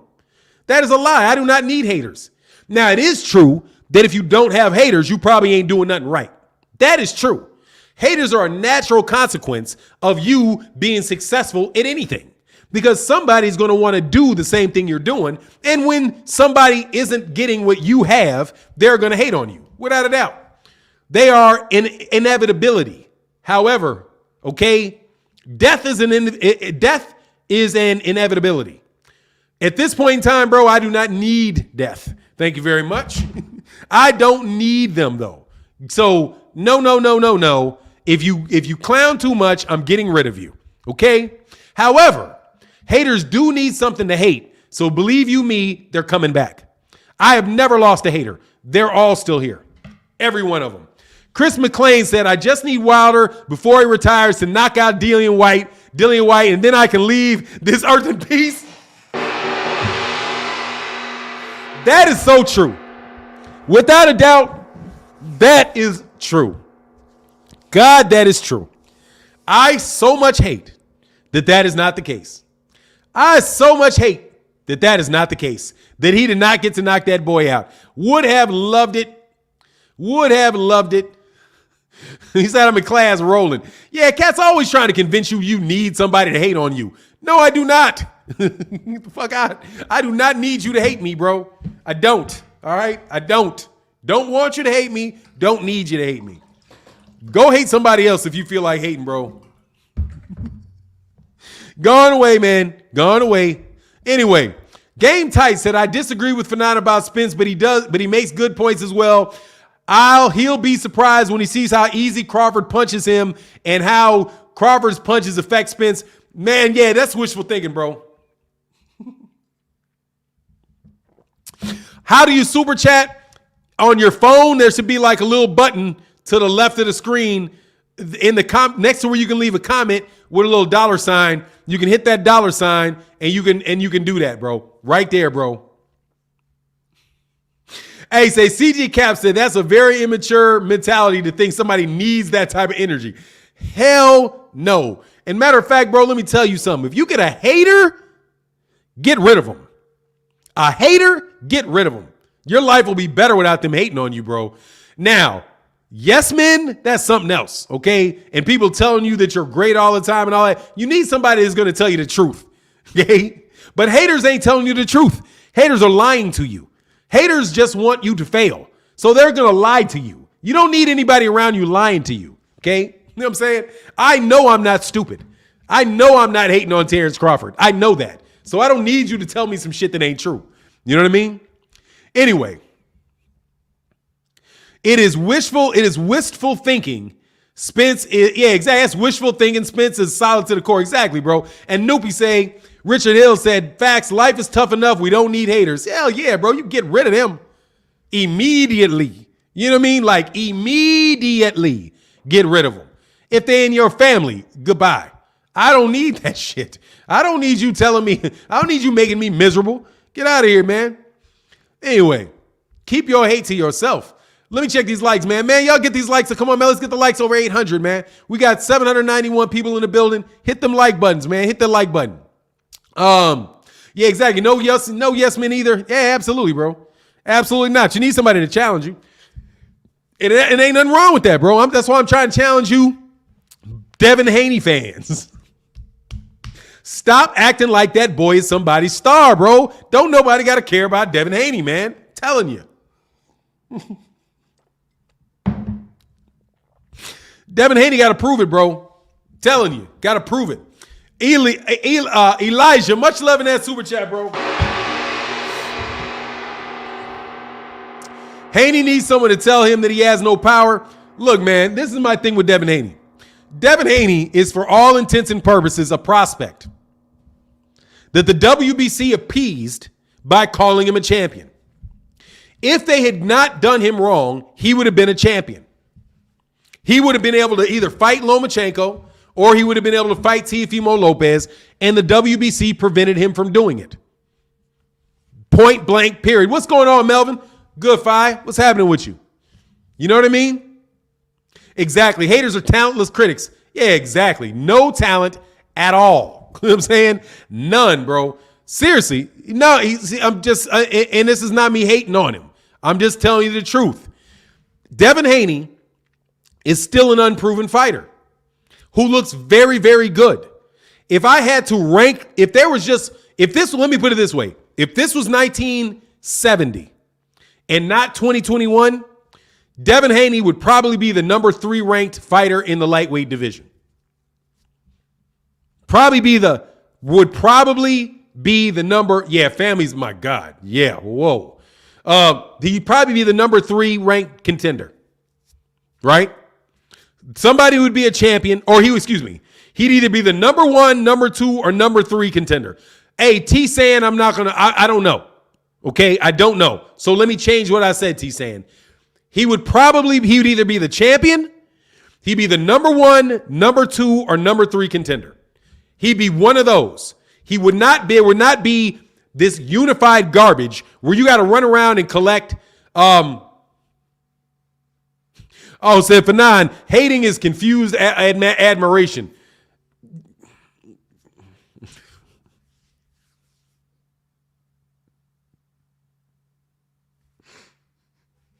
I'm going to stop that, bro. I was going to say something I was going to regret, bro. I was going to say something foul. All right, I won't, bro. I won't, because I got to stage. I can't be doing, bro. G-Code said, Gary Russell ain't no bigger than Devin Haney. No, he's not. Exactly, G-Code. He's not. Devin Haney, exactly. Now, there you go. There you go, G-Code. There you go, making assumptions. I don't think Gary Russell Jr. is a huge name. I don't think he is. I don't think he is. You're right. Gary Russell and Devin Haney are about the same. About what and what? Gary Russell does not run around acting like he's a superstar, bro. Switchblade said Fanon really oops. Oops. What'd you say, bro? I'm sorry. Hey, somebody unblock Richard Wass. I missed. Slickblade. I got to unblock Richard Wass. Hey, somebody unblock Richard Wass, please. If y'all can do it. Oops, what'd you say? See, that's what you do with haters, bro. You just get them out of there, bro. Yikes. But look, of course, Gary Russell's no bigger name than Devin Haney. He's not. There you go. Every hardcore boxing fan really hardcore boxing fan knows who Gary Russell Jr. is. Right? Everybody, but guess what? I'll bet you money more people watch Gary Russell Jr. fight than Devin Haney. You want to make a bet on that? At least people, when Gary Russell fights, people watch. People don't see Devin Haney fight. Now tell me I'm cap about that. Tell me I'm cap about that.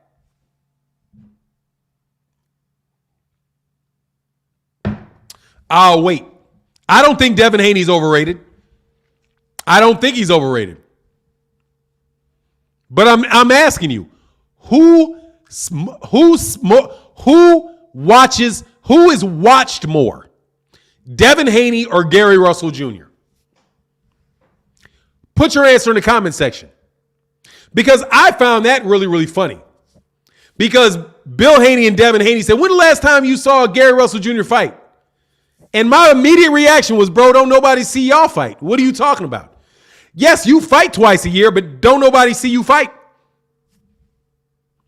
You're on the zone, bro. Don't nobody see you fight. You got to watch. Most people watch highlights of Devin Haney. They don't watch the fight because they don't have the zone. I guarantee you more people watch. I guarantee you more people watch Gary Russell Jr. fight one time a year than watch Devin Haney fight 2 times a year. Because you're going to see about 200,000 people watch him fight. There are not 100,000 people watching him on the zone, bro. No, I'm not talking. I'm talking networks, Dexter. I'm talking actual eyes on the screen. Gary Russell Jr. fights on Showtime, bro. No. Dude, there is no more than 100,000 people that watch Gary Russell fight, that watch Devin Haney fight. No more than 100. No more than 100,000 people, bro. It's not even about Gary bringing the crowd. Devin fights on the zone, bro. He fights on the zone. Nobody watches the zone. That's why I know the answer. I know the answer to that. Nobody watches the zone. Do you know anybody that is not a super hardcore boxing fan that has the zone? Do any of your neighbors have the zone? Do any of your friends have the zone? No, they do not have the zone. The only people that have the zone are people that are super hardcore boxing fans. Do you know people that have Showtime? Of course you know people that have Showtime, brother. So what I'm saying is, Devin Haney fights twice a year. Yes, he does. But he fights in front of less people than Gary Russell Jr. does. And that's a fact. That is not my opinion. That is a hardcore fact. Yeah, because you're a hardcore boxing fan. You're in this chat. You wouldn't be in this chat if you weren't you wouldn't be in this chat if you were not a hardcore boxing fan. So when you guys start talking about how big of stars people are, that's what Leonard Ellerbe is saying. Leonard Ellerbe is like, look, man, Devin is a very, very, very good fighter. But he's fighting on the zone, bro. He sold 4,000 tickets to his last fight. He sold 4,000 tickets to his last fight. Devin is not in a position other than getting paid by Matchroom and the Zone to really say he's any bigger a star than Gary Russell Jr. is. Even though Gary Russell Jr. only fights once a year. And that's just the truth. It's just the truth. Right? Warner Perry said, you and Gary you need to get your tongue out of Devin Haney's ass. Is what you need to do. You know what I'm saying? It's a fact. You know what I'm saying? Bye-bye. It's just a fact. I'm not hating on the man. I'm telling you a fact. I could say the same thing about Tevin Farmer. How many people watch Tevin Farmer fight? Tevin Farmer and Devin Haney are in the same situation. Minus the YouTube following.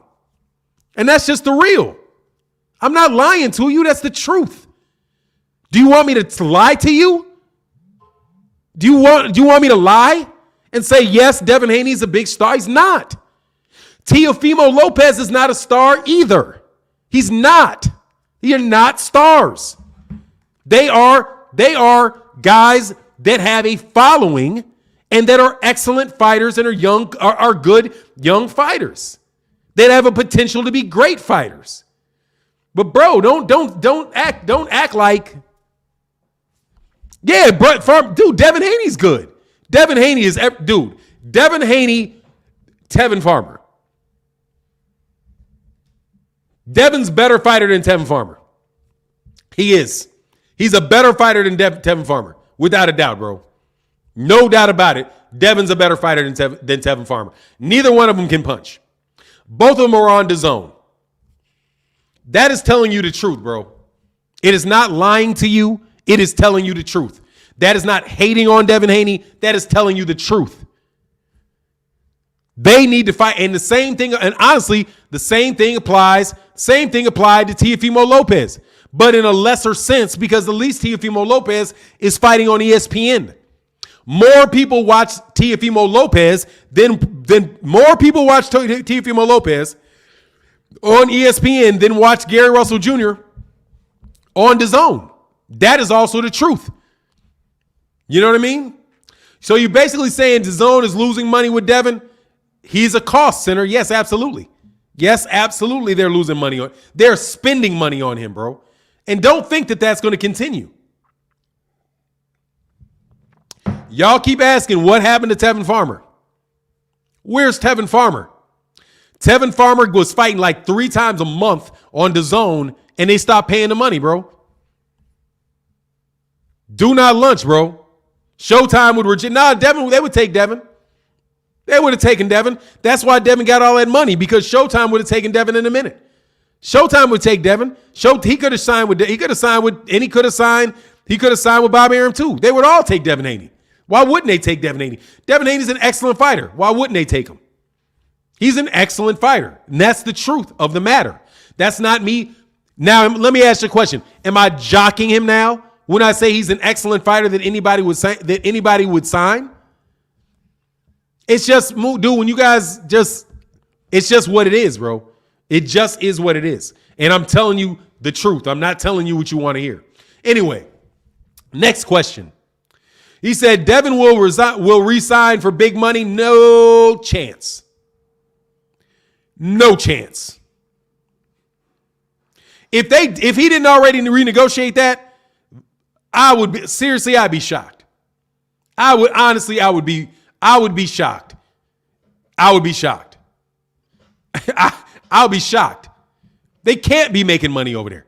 And on top of it, the president of DAZN already said that they made a mistake investing all that money in the United States and that they're losing money in the United States.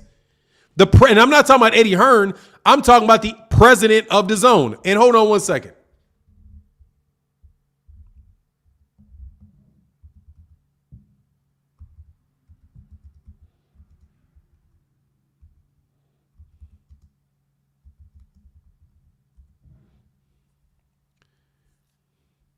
What's the guy's name?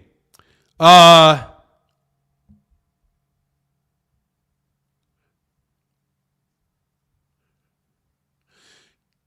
think it is Ken. Yeah, Ken Mayer. Ken Mayer. Guy's name is Ken Mayer. Ken Mayer is the guy that said that they were pulling out of the United States. I don't see that happening. More than likely, he's going to be over there. Anyway, I hope he goes to Mayweather, bro. I want to see the guy I would love to see Devin Haney become a big star. I don't have any problem with Devin Haney being a big star. Not at all. Jeffrey Brooks in that super chat, man. Much love in that super chat, brother. He said, don't think you should wait 8 months to fight Keith Thurman. He has nothing to offer, plus that prolonged Bud and Errol fight. Hey, look, man, he does have something. Keith Thurman has something to offer Terence Crawford. That is a good fight, man. Sean, he's just not going to take the fight fast. But I think that is a very good fight for Terence Crawford. And I think it'll give him another chance and help him sell the fight. Absolutely. Crawford, a dude, they already said they're not signing him. Crawford can't go to DAZN. DAZN said they're not signing him. They're not signing him. Eddie Hearn said Eddie Hearn said they're not signing Terence Crawford, and Bob Arum said they weren't signing Terence Crawford.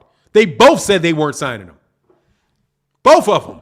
And if you're not going to sign Terence Crawford, why would you continue to pay a bunch of money to Devin Haney when Devin's not going to get those fights? And I'm telling you, he's not going to get now, that is for sure. The PBC is not about to risk Terence Crawford, or let me put it this way. Floyd Mayweather is not about to give Eddie Hearn no paycheck with Devin Haney. I promise you that. Not going to happen, bro. No chance. My man, Mr. Pride, Mr. M. Pride said, Fanon, is Devin going to get the same pay or is he going to take a pay cut? Hey, look, man, from what I see, and this is, man, dude, I'm not in their wallet. I'm not in their pocketbook. Maybe Eddie Hearn really believes in Devin Haney. Let me put it this way. In order for them to re-up with Devin Haney, Eddie Hearn has to really believe in him. Really has to believe in him in order to do that. Because, dude, let me tell you, man, when Leonard Ellerbe said what Leonard Ellerbe saying, Leonard Ellerbe is saying we're never going to pay Devin Haney that money. That's what he's saying. He's like, look, man, we are never going to pay Devin Haney what he's making over there. He's not worth the money. Leonard Ellerbe says something nice about Devin and say, look, he's a really good kid. His father's a really good guy. They're great guys. But we are never going to pay him the money that Eddie Hearn and DAZN are paying him. We're never going to pay him that money. So if you have another promoter saying we would never pay him the money that they're paying him, he's stupid to be paying him the money that he's paying him. What do you think? And Leonard Ellerbe's being straight to it. And that's probably what they said when Devin Haney was choosing. It's like, look, man, if you ain't going to pay you that much money, hey, man, you got to go get that money over there because there's nothing I can do for you, bro. We're not going to pay you that. No way. And Eddie Hearn did that trying to steal fighters because he had $1 billion to give out. And Devin Haney was one of those early signees that got some of that money. And it was very smart on their part. Very, very smart. Much love in that super chat. Emery Tome said, yo, I think EJ should have moved up years ago, in my opinion. Should be at 150 or 160 where he can get back the Algieri physique. Bud, the only threat to him at 147. However, I don't think he wins more than 4 rounds. I can respect that. Much love in that super chat, bro. Thank you very much. But that full physique. Now, some people are saying, bro, that really is about Blu-ray. And that's about his strength and conditioning and all of that stuff. But yeah, man, I do believe that weight drain could play a role on him, man. It probably should be up there at 154. Because, you can only stay at those weight classes for so long. And I think you maybe got a point. I disagree with that, but I can understand, man. I respect that. Jeffrey Brooks said Crawford versus Keith won't sell no more than Crawford versus Porter. It'll be a good fight, but Betta and Errol needs to happen by this summer. I think it will. I think Jeffrey Brooks, much love in that super chat, bro.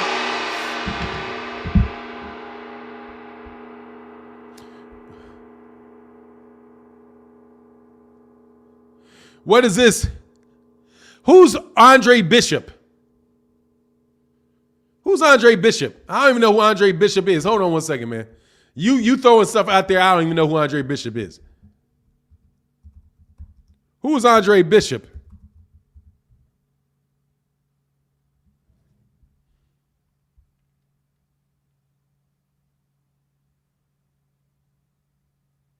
I don't even know. Who's Andre Bishop? I don't get that. Andre Bishop in jail. Yeah, he is in jail. Okay, Jeffrey Brooks said Crawford versus did I get that already? Yeah, I think it'll do better because the PBC knows how to sell pay-per-views. ESPN doesn't do pay-per-views, and I think that affects it, bro. Ashton Hampton said, Shakur, Tank, your thoughts. Very, very good fight. I don't even know, man. It's a fight that is just it's a fight that is an incredible fight, bro. He said nobody. Oh, okay. Yeah, I didn't get that, bro. I didn't get that. Oh, our Rifles Boxing said Ellerbe is not a dummy. The man knows money. Look, man, you already know that's it, man. Dude, the guy that runs DAZN said that they do not believe that giving their money to DAZN, giving their money in the U.S. market, that's what they said. They said that the U.S. boxing market is too competitive and they should not be investing as much money in the U.S. boxing market. That's what he said. More than likely what that means is they're going to be pulling back their funding. When they pull back their funding, people are going to pay less money. Hey, yeah, Don TV said, Fanon, according to World Boxing News sources, Shakur can possibly fight Loma if he gets past Comey. Yeah, man, and I saw that. That's according to the tweets. That's according to Bob Arum. Yeah, I saw that. I wouldn't mind that, man. But honestly, man, I want to see Shakur get the Valdez fight, man. The Valdez fight for Shakur is a more meaningful fight because, but Shakur said he's not fighting. He's not moving up to 135 to fight Lomachenko. And Bob Arum said we don't need belts for that. Errol and Shakur said I'm not moving up. I'm not moving up without a belt. So Shakur being very, very smart in that sense, bro. Jeffrey Brooks said, I think Errol should focus hard on Ugas next, and Bud should sit tight and wait the winner. Keith can go somewhere and sit down. Yeah. Much love in that super chat, bro. Man, let's get them likes over 900. I know y'all messing me over on these likes, bro. Come on, man. Let's get these likes over 900, man. We still got 800 people in the building. Or yeah, we still got 600 people in the building. The original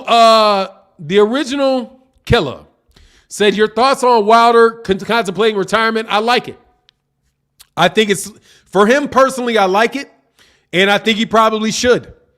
I don't really know other than an Anthony Joshua fight, which honestly doesn't mean nearly what it did before. I don't know really what's out there for him, bro. I don't really know. Flatbush Flacco said, Fanon, you seen what I said, bro? No, what you say? Say it again, and I'll read the next one for sure. Man, what's going on? Southern T Boxing and Sports said, Errol getting 3 belts, Bud fans. Errol scared of Bud. Oh, no, so Errol getting 3 belts. Bud fans say Errol scared of Bud. Yeah, you know what it is. They're scared. Why is he scared, bro? Like, I don't get the scared part, bro. Like, that doesn't make, that's when you know you're full of shit. When you say the man's scared, bro. Ali Voso says, sound like somebody getting laid off. Man, look, man. Them tea leaves don't look good. Because Eddie Hearn's contract is under that guy. And John Skipper said they were a failure. The guy that approved the contract for Devin Haney on DAZN said that DAZN in the U.S. was a failure. And they did not believe that you could have a standalone app specifically for boxing. It wasn't going to work. TD Harden in the building. What's going on, bro? I'm chilling. You know what it is. Having a good conversation about this boxing. Loving it. Having a good conversation about boxing and loving it. Man, you guys make my day every morning, man. Okay, Flatbush Flacco said, I was saying Devin Haney looks like the Fight Night video game character Andre Bishop when he was in jail. Oh, okay. Got to go to see the resemblance. Yeah. I got it now. I got it now. I looked it up when I was like, Andre Bishop's a video game. I got it. Well, I'll tell you what Bill Haney is. Bill Haney is a salesman, bro.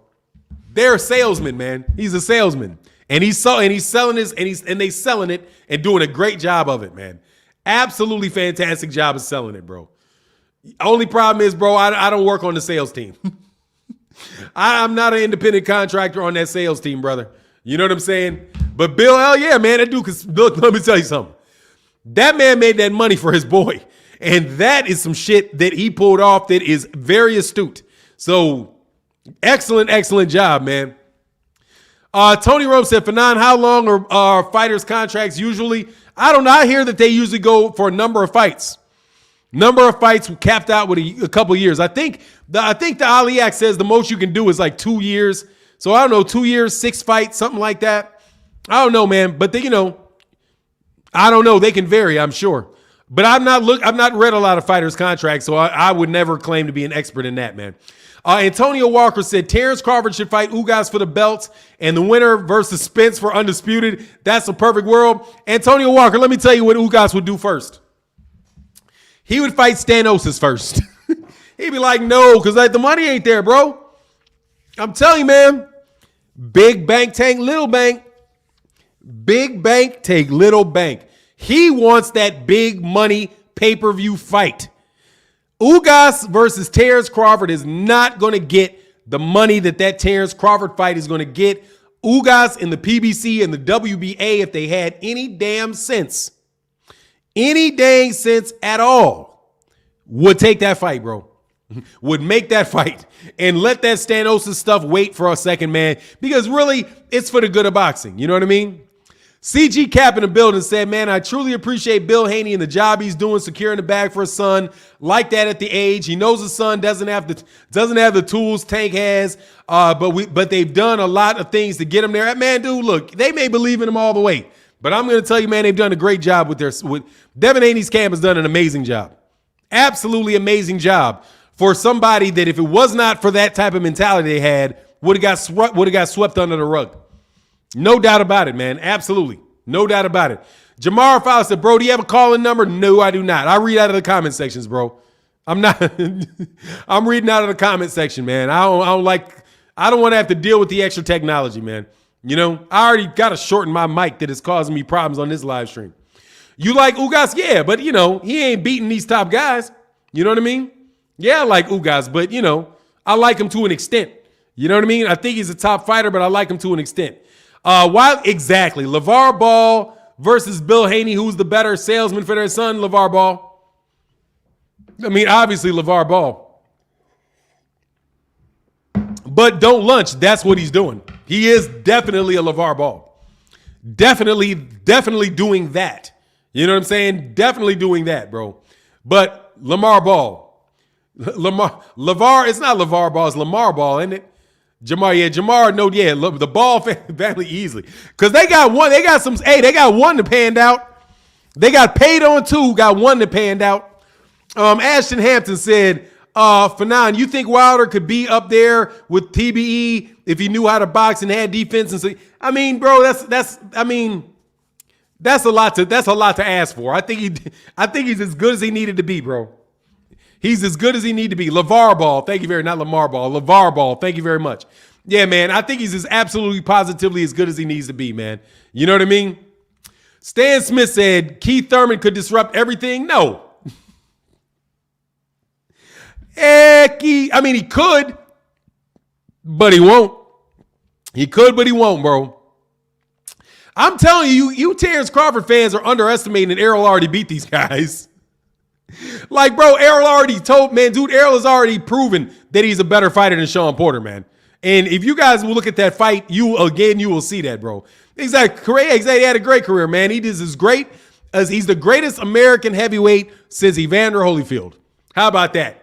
He's the greatest American heavyweight of this century. He's one of the best. He's the second best heavyweight of this century. Because I think he'd have beat the Klitschko's, personally. Because I see Klitschko got beat by that one dude. God dog, man. Jeffrey Brooks says, Spence better real quick and fast before Boots Ennis becomes his mandatory. Yeah, I mean, don't lunch on Boots will have a hard time with him too, bro. Hey, Fanon, you got to admit it. They cashed out on the zone. Yeah. I'm not insulting them when I'm saying they got that bag. They got that bag. They did what they're supposed to do. There ain't no problem with that. Absolutely, bro. They got that bag and they trying to get a bigger one. Love it.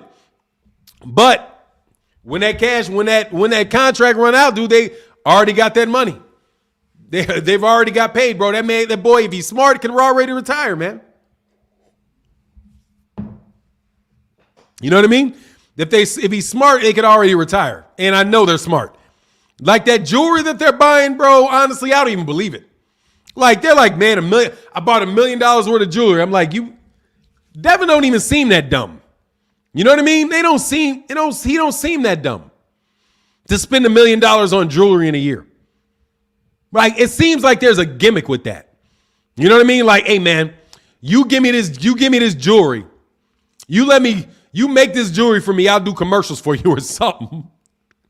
I cannot imagine a kid that smart spending $1 million on jewelry. I mean, dude, you do not make $100 million. That is the only way you should be spending $1 million on jewelry is if you got $100 million. You know what I'm saying? $100 million. And I'm telling you, if that jewelry, I'm telling you, you better be able to melt that shit down and get the same value. Minus 25,000. Like, all right, bro, here. You're going to make me all this jewelry. I need to know, number one, how easy is this shit to melt down? And when I melt this down and I break up these parts and resell them, how much money will I get for this? And if there's any more than a $20,000 difference, get out of here, bro. I'm paying you material. I'm giving you a material plus contract, and that's it on the design of this. Other than that, bro, get out of here. Oh, say Fernand, they probably already flipped a lot of that money. Oh, well, yeah. There's that. Oops. Yeah.